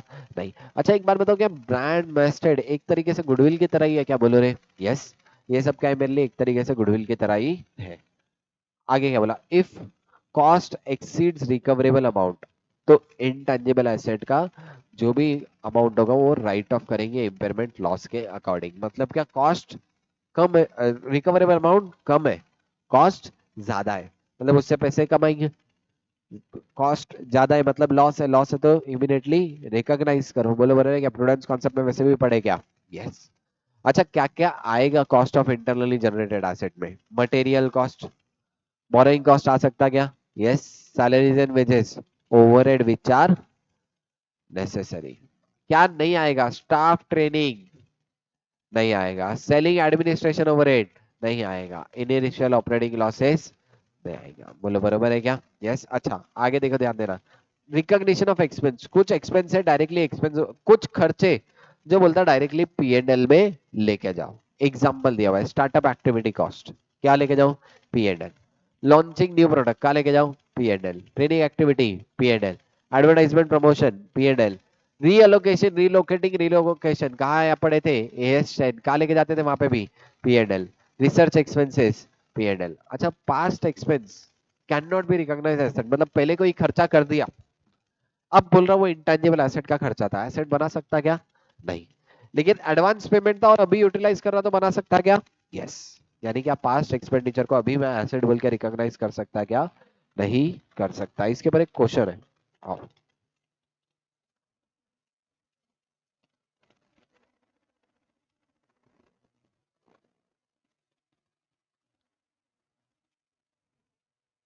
हमारा वाला जनवरी 25, ठीक है। 23-24 an enterprise could cost to develop produced low risk computer, phase 1, phase 2, phase 3, phase 4, phase 5, phase 6, phase 7. After completion of phase 2, it was established as the computer software is technically feasible. यानी technical feasibility कब आई? phase 2 के बाद। यानी ये दो कौन से हो गए? रिसर्च। बाकी सब इसके आगे के डेवलपमेंट फेज। यहाँ तक क्लियर है? अब कितने का खर्चा इंटेंजिबल एसेट में लेना चाहिए, ध्यान देना। अब इसमें भी अपने को इंडिविजुअली चेक करना पड़ेगा। कोडिंग कॉस्ट आ सकता क्या? यस। टेस्टिंग कॉस्ट आ सकता क्या? Yes. Product master banana for training material, देखो ये ट्रेनिंग के खर्चे नहीं है, do not confuse it with training. ये ट्रेनिंग का खर्चा है क्या? प्रोडक्ट मास्टर का है, आएगा क्या? यस। ये वाला इंपॉर्टेंट है, duplication of computer software, 2000 unit में डुप्लीकेट किया और 1000 यूनिट को पैक किया, ये दोनों खर्चे सेलिंग एंड डिस्ट्रीब्यूशन। देखो सॉफ्टवेयर बन गया, अब वो सॉफ्टवेयर को 2000 यूनिट में अलग अलग पेन ड्राइव में कॉपी कर रहा हूँ, उसका खर्चा आया। अब 2000 पेन ड्राइव में कॉपी करना था, वो क्या मेरे लिए कोई इंटेंजिबल एसेट है क्या? नहीं, वो तो किसके खर्चे? Selling and distribution. Selling and distribution के खर्चे आएंगे क्या? नहीं। पैकिंग के खर्चे अगेन क्या है? सेलिंग एंड डिस्ट्रीब्यूशन आएंगे क्या? नहीं आएंगे। तो ये दो कंफ्यूजिंग है, यहाँ तक तो क्वेश्चन में गिवन था, बच्चे गड़बड़ यहाँ करते। डुप्लीकेशन वाले आएंगे क्या? नहीं। और पैकिंग वाले आएंगे क्या? नहीं। तो कितना हो जाएगा? 42 12 13 कितना हो जाएगा? 67,000 का इंटेंजिबल एसेट बनाना चाहिए। बोलो बना इन्होंने भी कितने का बनाया, चेक करो। 67,000, पप्पू पास हो गया। बरोबर है ना? आपला भी 67 है, इनका भी कितना है? 67। समझा क्या?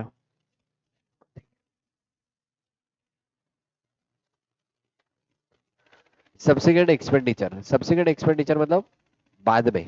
अच्छा, AS10 में कब कैपिटलाइज करते थे सब्सिक्वेंट एक्सपेंडिचर? बोलो, AS10 में कब कैपिटलाइज करता था सब्सिक्वेंट एक्सपेंडिचर? जब एफिशिएंसी या यूजफुल लाइफ बढ़ रही थी। रेगुलर रिपेयरमेंट से तो P&L में क्या एफिशिएंसी बढ़ गई तो कैपिटलाइज किए थे, और रिप्लेस कर रहा तो रिवाइज WDV। बोलो बोलो, यहाँ पे भी ऐसा ही है। Subsequent expenditure on the intangible asset will be capitalise if क्या बढ़ गया, फ्यूचर इकोनॉमिक बेनिफिट बढ़ गया। वहां पे भी ऐसे ही बोला था, लाइफ ऑफ द एसेट या एफिशिएंसी बढ़ गई, तो यहाँ पे क्या बोला, फ्यूचर इकोनॉमिक बेनिफिट बढ़ गया तो बढ़ा दूंगा। कॉस्ट रिलाय मेजर करना चाहिए। कंडीशंस आर नॉट मेट, क्या करूंगा, एक्सपेंडिचर। सब्सिक्वेंट एक्सपेंडिचर और ब्रांड्स मास्टर टाइटल्स कहाँ जाएगा, ऑलवेज एक्सपेंडिचर कंसिडर करते हैं। इनिशियल रिकॉग्निशन किस पे, कॉस्ट पे। यहाँ पे डिप्रिसिएशन की जगह खाली क्या आ जाएगा, डिप्रिसिएशन की क्या जाएगा, अमोर्टाइजेशन। इम्पेयरमेंट लॉसेस भी हो गए क्या, यस। अमोर्टाइजेशन का पीरियड कब से, when it is available for use. अच्छा, अपने AS26 में क्या बोला, कोई भी इंटेंजिबल एसेट की यूजफुल लाइफ जनरली कितना रहेगा, 10 साल।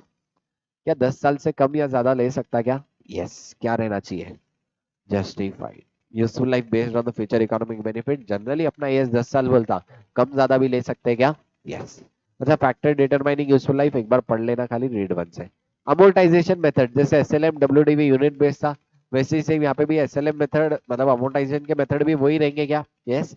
क्योंकि अमोर्टाइजेशन मैंने बताया था, अमोर्टाइजेशन कौन है, डेप्रिसिएशन की बहन है। मतलब जैसा डेप्रिसिएशन वैसे अमोर्टाइजेशन, याद आया क्या, बोलो रे, यस। अच्छा, डेप्रिसिएशन मेथड चेंज होता था, चेंज इन अकाउंटिंग मेथड या estimate, changes in accounting estimate. कैसा इफेक्ट दूंगा, बोलो, प्रोस्पेक्टिव या रेट्रोस्पेक्टिव, प्रोस्पेक्टिव। बोलो बोलो रे, चेंजेस इन अकाउंटिंग एस्टिमेट। देखो, प्रोस्पेक्टिव इफेक्ट देना, classified as changes in accounting estimate. कौन सा S changes in accounting estimate, AS5। Residual value, the residual value of intangible asset generally कितना रहेगा, 0 नील। बट अगर कोई थर्ड पार्टी कमिटमेंट है तो ले सकते हैं, या एक्टिव मार्केट एग्जिस्ट करता तो ले सकते हैं। जनरली गुडविल के रेसिडुअल वैल्यू कितनी रहेगी, सॉरी, जनरली इंटेंजिबल एसेट की रेसिडुअल वैल्यू कितनी रहेगी, 0, अनलेस थर्ड पार्टी कमिटमेंट या एक्टिव मार्केट है।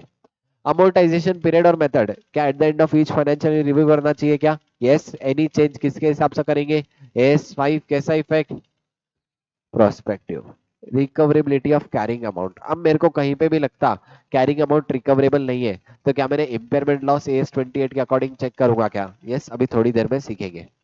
रिटायरमेंट एंड डिस्पोजल, अगर कहीं पे भी मेरे को लगता है इंटेंजिबल एसेट रिटायर करना है, डिस्पोज करना है, तो मैं इंटेंजिबल एसेट को क्या कर दूंगा, डे रिकॉग्नाइज कर दूंगा। डी रिकॉग्नाइज करना मतलब बैलेंस शीट से हटा देना। तो मैं क्या कर दूंगा, इंटेंजिबल एसेट को हटा दूंगा, और जो भी गेन लॉस आया डी रिकॉग्निशन पे कहा जाएगा, P&L। अच्छा, disclosure summary, name, nature, cost, amortisation और यूजफुल लाइफ 10 साल से ज्यादा ले रहे तो वो क्या कर दो, डिस्क्लोज कर दो।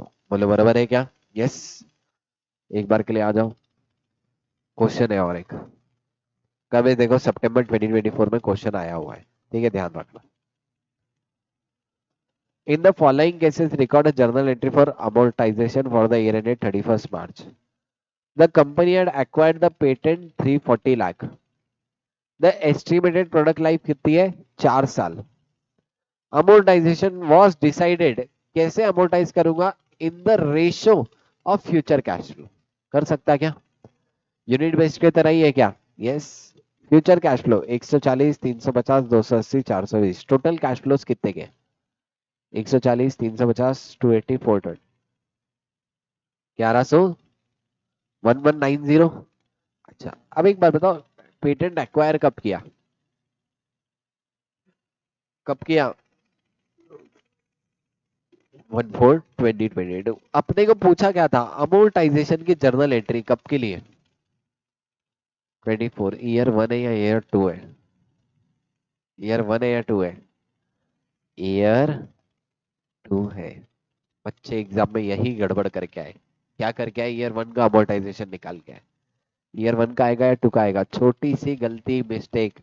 इंटेंजिबल एसेट 2022 में लिया, 22, 23, 23, 24, यानी अपने को कब का बताना है, 23, 24। एक्सीडेंटल एरिया मार्क करना 24 और है 22 का, मतलब कब का है चाहिए, सेकेंड ईयर का। कितना आ जाएगा, देखो कितने की कॉस्ट थी, 340 इंटू 350 बाय 1190, 90 कितना आ जाएगा 100 लाख कितना आ जाएगा 100 लाख। एंट्री क्या होगी अमोर्टाइजेशन की, amortisation account debit to intangible asset मतलब पेटेंट और पीएनएल को ट्रांसफर कर दूंगा, पीएनएल को ट्रांसफर की एंट्री पीएनएल टू अमोर्टाइजेशन। बोलो बरोबर है यस।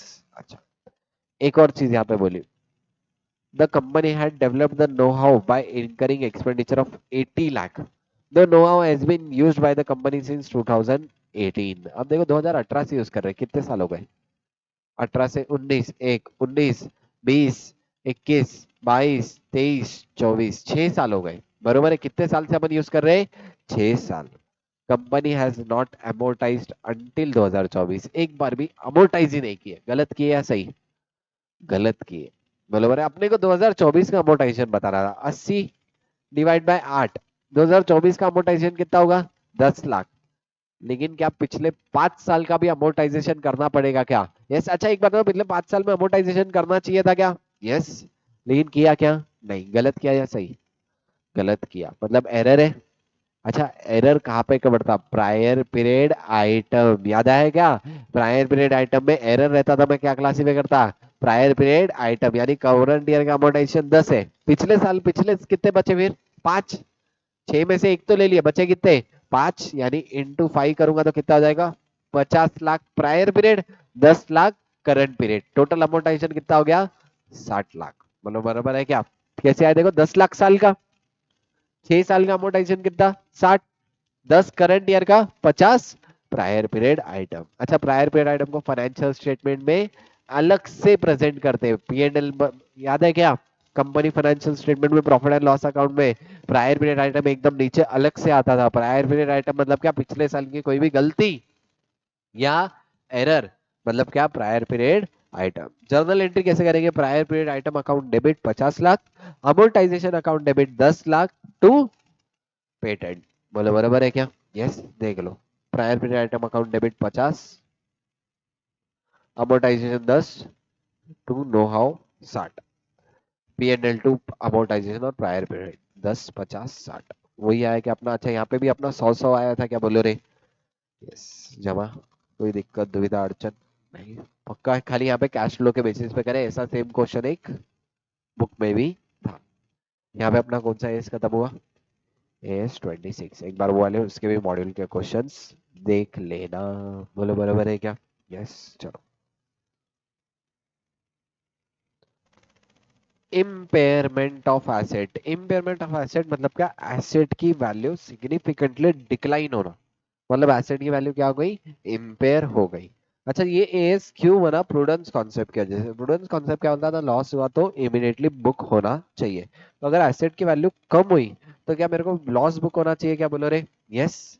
यानी मेरे को हर बार चेक करना है बैलेंस शीट डेट पे whether there is any indicator for the impairment. Indicator of the impairment मतलब क्या सिग्निफिक कोई ऐसी चीज जो मेरे को बता रही है भाई एसेट की वैल्यू कम हो सकती है। इंडिकेटर कोड भी दो तरीके के कौन से, एक तो इंटरनल दूसरा एक्सटर्नल। इंटरनल मतलब मेरे ऑर्गेनाइजेशन में कुछ हुआ जिसकी वजह से एसेट की वैल्यू कम हो गई, एक्सटर्नल मतलब बाहर कुछ हुआ, जैसे बाहर ऐसा हो सकता है टेक्नोलॉजिकल ऑब्सोलेंस हो गया, गवर्नमेंट के लॉज में चेंजेस हुए उस वजह से मेरे एसेट की वैल्यू कम हो गई, तो वो मेरे लिए एक्सटर्नल फैक्टर में कंट्रोल नहीं कर सकता।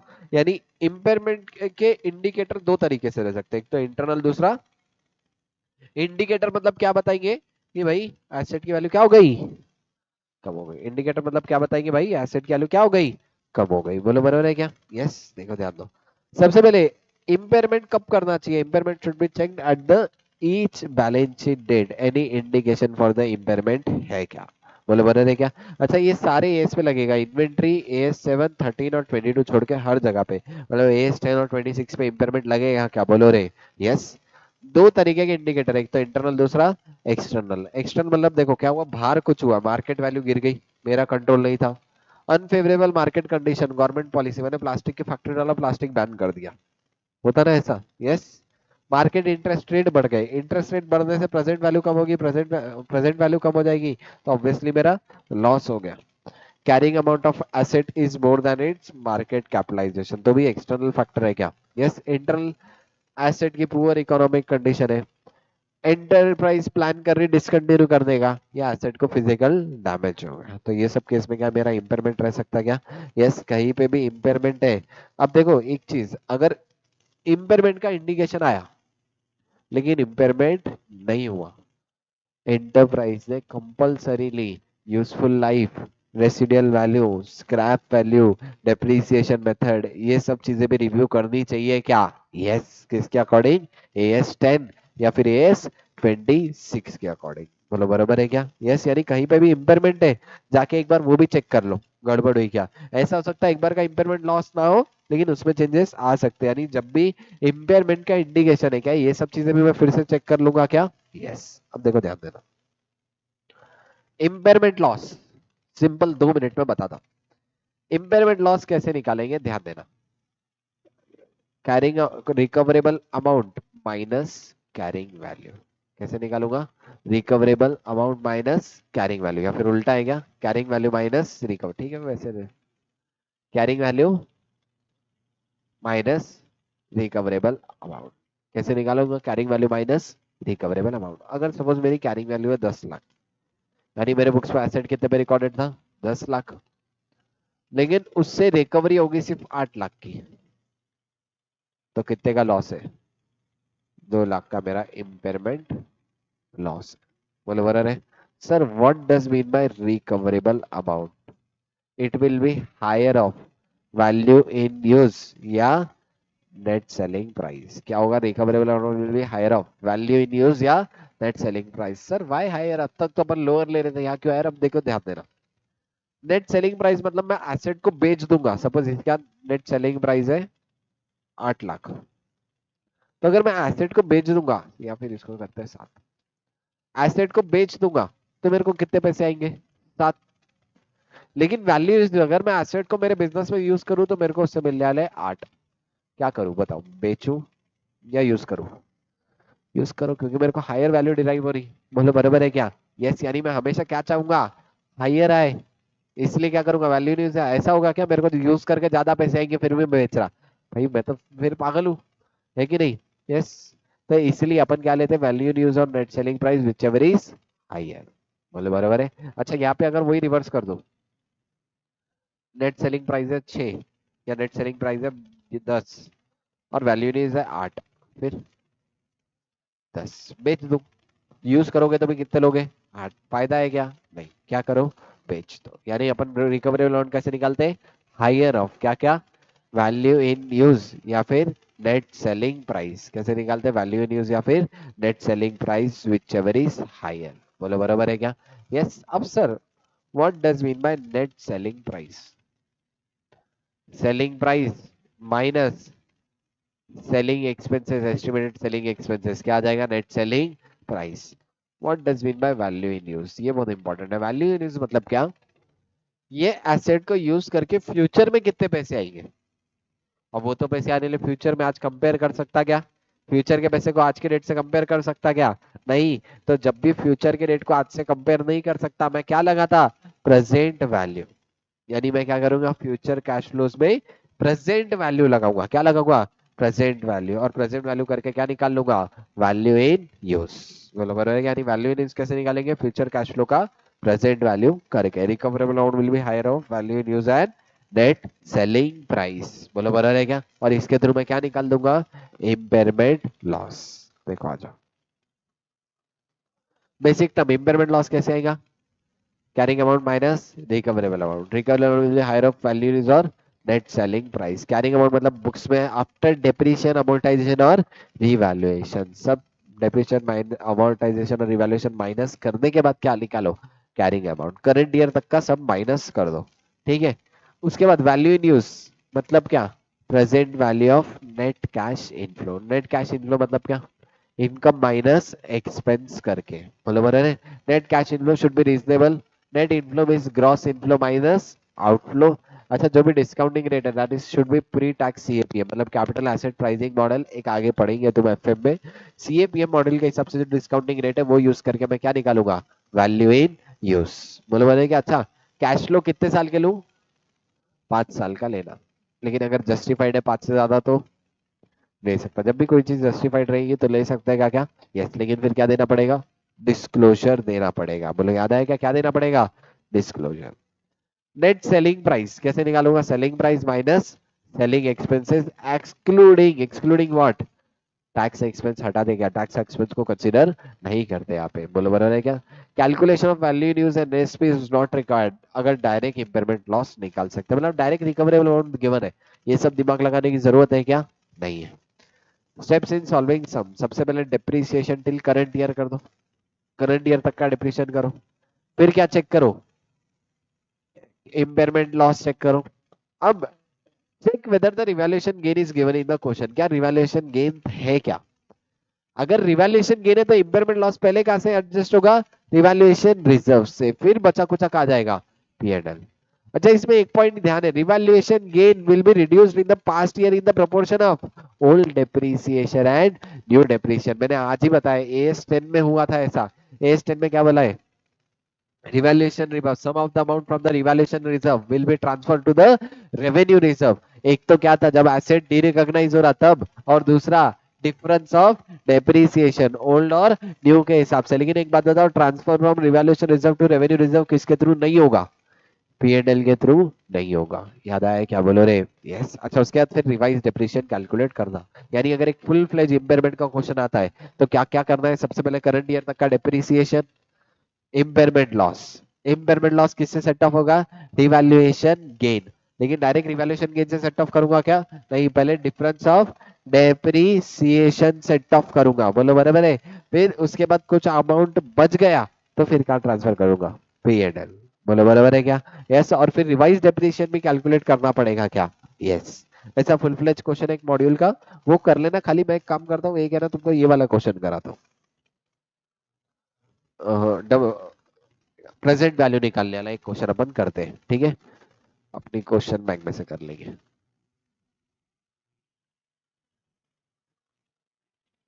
एस 17 एस 28 चाहिए अपने को, हाँ आ गया आ गया, चलो यहाँ पे देखो, कैश फ्लो गिवन है, 1 2 3 4 5 कैश फ्लो गिवन है, डिस्काउंटिंग रेट 15%, तो प्रेजेंट वैल्यू करना पड़ेगा 15% के हिसाब से। कैसे करेंगे, 1/1.1 equal to button one time, ऐसे ऐसे करते जाओ, करो चलो। 1/1.1 इक्वल टू बटन एक बार, मल्टीप्लाई बाय 4000, कितना आया, फास्ट बोलते चलो। कैसे करूंगा, present value 1/1.1 equal to button एक बार, इक्वल टू बटन दो बार, इक्वल टू बटन तीन, अच्छा सॉरी 1/1.15 इक्वल टू बटन एक बार, दो बार, तीन बार, चार बार, ऐसे करने से मेरी क्या आ जाएगी, प्रेजेंट वैल्यू, क्या आएगी, प्रेजेंट वैल्यू। मेरे को डायरेक्टली है ना एक एक साल की प्रेजेंट वैल्यू बताते जाओ, 4000 की 1/1 1.15 3478, 6000 से 1/1.15 इक्वल टू बटन दो बार, multiply by 6000, 436, 1/1.15 equal to button तीन बार, मल्टीप्लाई बाय 6000, कितना, 3948 या 49, 3945, 1/1.1 इक्वल टू बटन चार बार 8000, 4574, 1/1.1 इक्वल टू बटन पांच बार, 1988, कितना हो गया टोटल, 18522, इतना आएगा टोटल, यस। तो रिकवरेबल अमाउंट 18522 आई। अच्छा नेट सेलिंग प्राइस 20,000 था, विच इज हायर क्या आ जाएगा,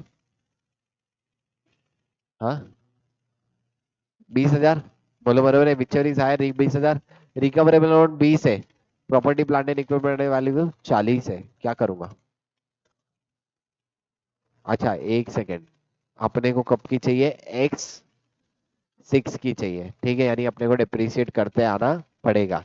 अब देखो एक्स एक्स से एक्स सिक्स तक कितने साल रहते हैं, अब इसमें ध्यान देना एक्स एक्स एक्स जीरो भी रहता है, ठीक है, तो x x x zero x one x two x three x four x y x six, मतलब 8 साल का डिप्रीशिएशन करना है, 40,000 divide by 1000, sorry 40,000 minus 1000 divide by 8 into 6 कितना 29250 तो 40,000 माइनस 29250 10,750 रिकवरेबल अमाउंट कितनी आई थी अपनी 18,000 मतलब कुछ भी इम्पेयरमेंट लॉस है क्या अरे X1 का निकालना है X6 पे कहाँ पहुंच गए गड़बड़ मत करो मैं ही बताएगा गलत मैं देखा नहीं मैं यहाँ X6 पकड़ा ठीक है X1 के लिए अपने को निकालना है X1 कितने साल का डिप्रीशियन माइनस होगा XX X0 X1 ठीक है कितनी वैल्यू थी 40,000 minus 1,000 divide by 8 into 3 14625 40,000 minus 14625 25 375 net selling price 20 यानी कितने का इम्पेयरमेंट लॉस आया 5375 का इम्पेयरमेंट लॉस कितने का है 5375 अच्छा अपनी प्रेजेंट वैल्यू इतनी आई थी क्या अच्छा प्रेजेंट वैल्यू में अपन ने ये कंसिडर नहीं करे रेसिडियल वैल्यू कंसिडर नहीं करे अदरवाइज इतना आया था क्या अपना देखो 347845363945 45741988 खाली अपने को कंपलसरी ये भी एक कंसिडर करना है क्या कंसिडर करना है residual value accidental area mark करना प्रेजेंट वैल्यू करते टाइम क्या कंसिडर करना है अपने को एडिशनली रेसिडियल वैल्यू भी कंसिडर करना पड़ेगा बोलो बरे फिर भी हायर क्या आया 20,000 या हायर आया ठीक है इम्पेयरमेंट लॉस कितना है इनका भी 5375 अपना भी इम्पेयरमेंट लॉस कितना आया था 5375 बोलो जमा खाली जब प्रेजेंट वैल्यू कर रहे हैं प्रेजेंट वैल्यू करते टाइम क्या लेना पड़ेगा रेसिडुअल वैल्यू को भी लेना पड़ेगा बोलो बराबर है क्या यस अकाउंटिंग एंट्री क्या होगी impairment loss account debit to asset या फिर provision for impairment loss provision बना के भी कर सकता क्या यस अच्छा इम्पेयरमेंट लॉस सेट ऑफ किससे होगा अगर रिवैल्यूएशन रिजर्व है तो फर्स्ट प्रेफरेंस वो और भी कुछ बचा तो P&L के थ्रू सेट ऑफ करूंगा बैलेंस शीट में कैसे cost minus accumulated depreciation minus impairment losses बोलो यहां तक जमा क्या अरे बोलो रे यस चलो इसके बाद कैश जनरेटिंग यूनिट अब मेरे बिजनेस में ध्यान देना मैं मेरे मेन बिजनेस को अलग अलग यूनिट में बांट दूंगा एक ही कंपनी में क्या अलग अलग यूनिट रह सकते हैं क्या यस जैसे आईटीसी में कितने डिपार्टमेंट है 3 होटल्स भी है टबैको भी है क्लासमेट भी है तो क्या एक ही कंपनी में अलग अलग यूनिट रह सकते हैं क्या यस कोई भी यूनिट को मैं कैश जनरेटिंग यूनिट कब बोलूंगा it is the smallest unit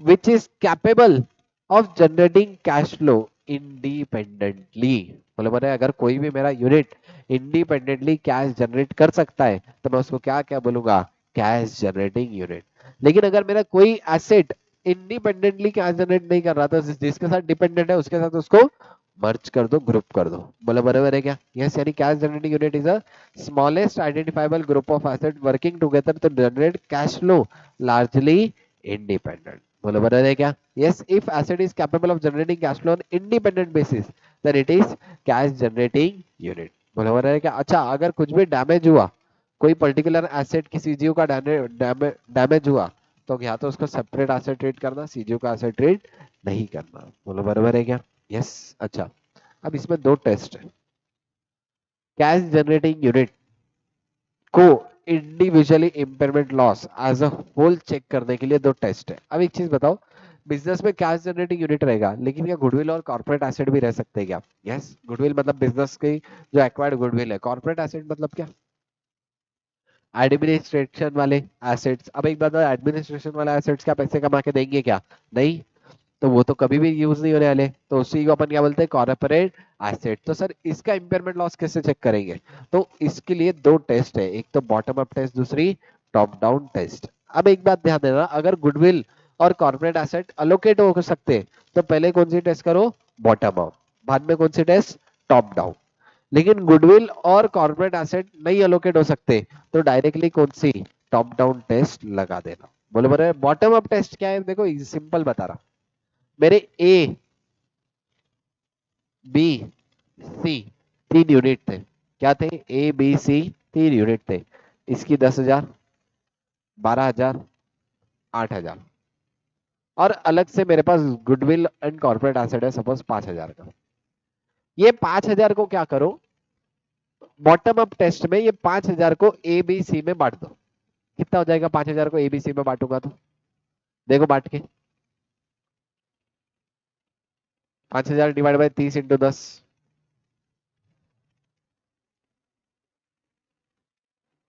इसको 6 कर दो। ठीक है, इसको 6 करो।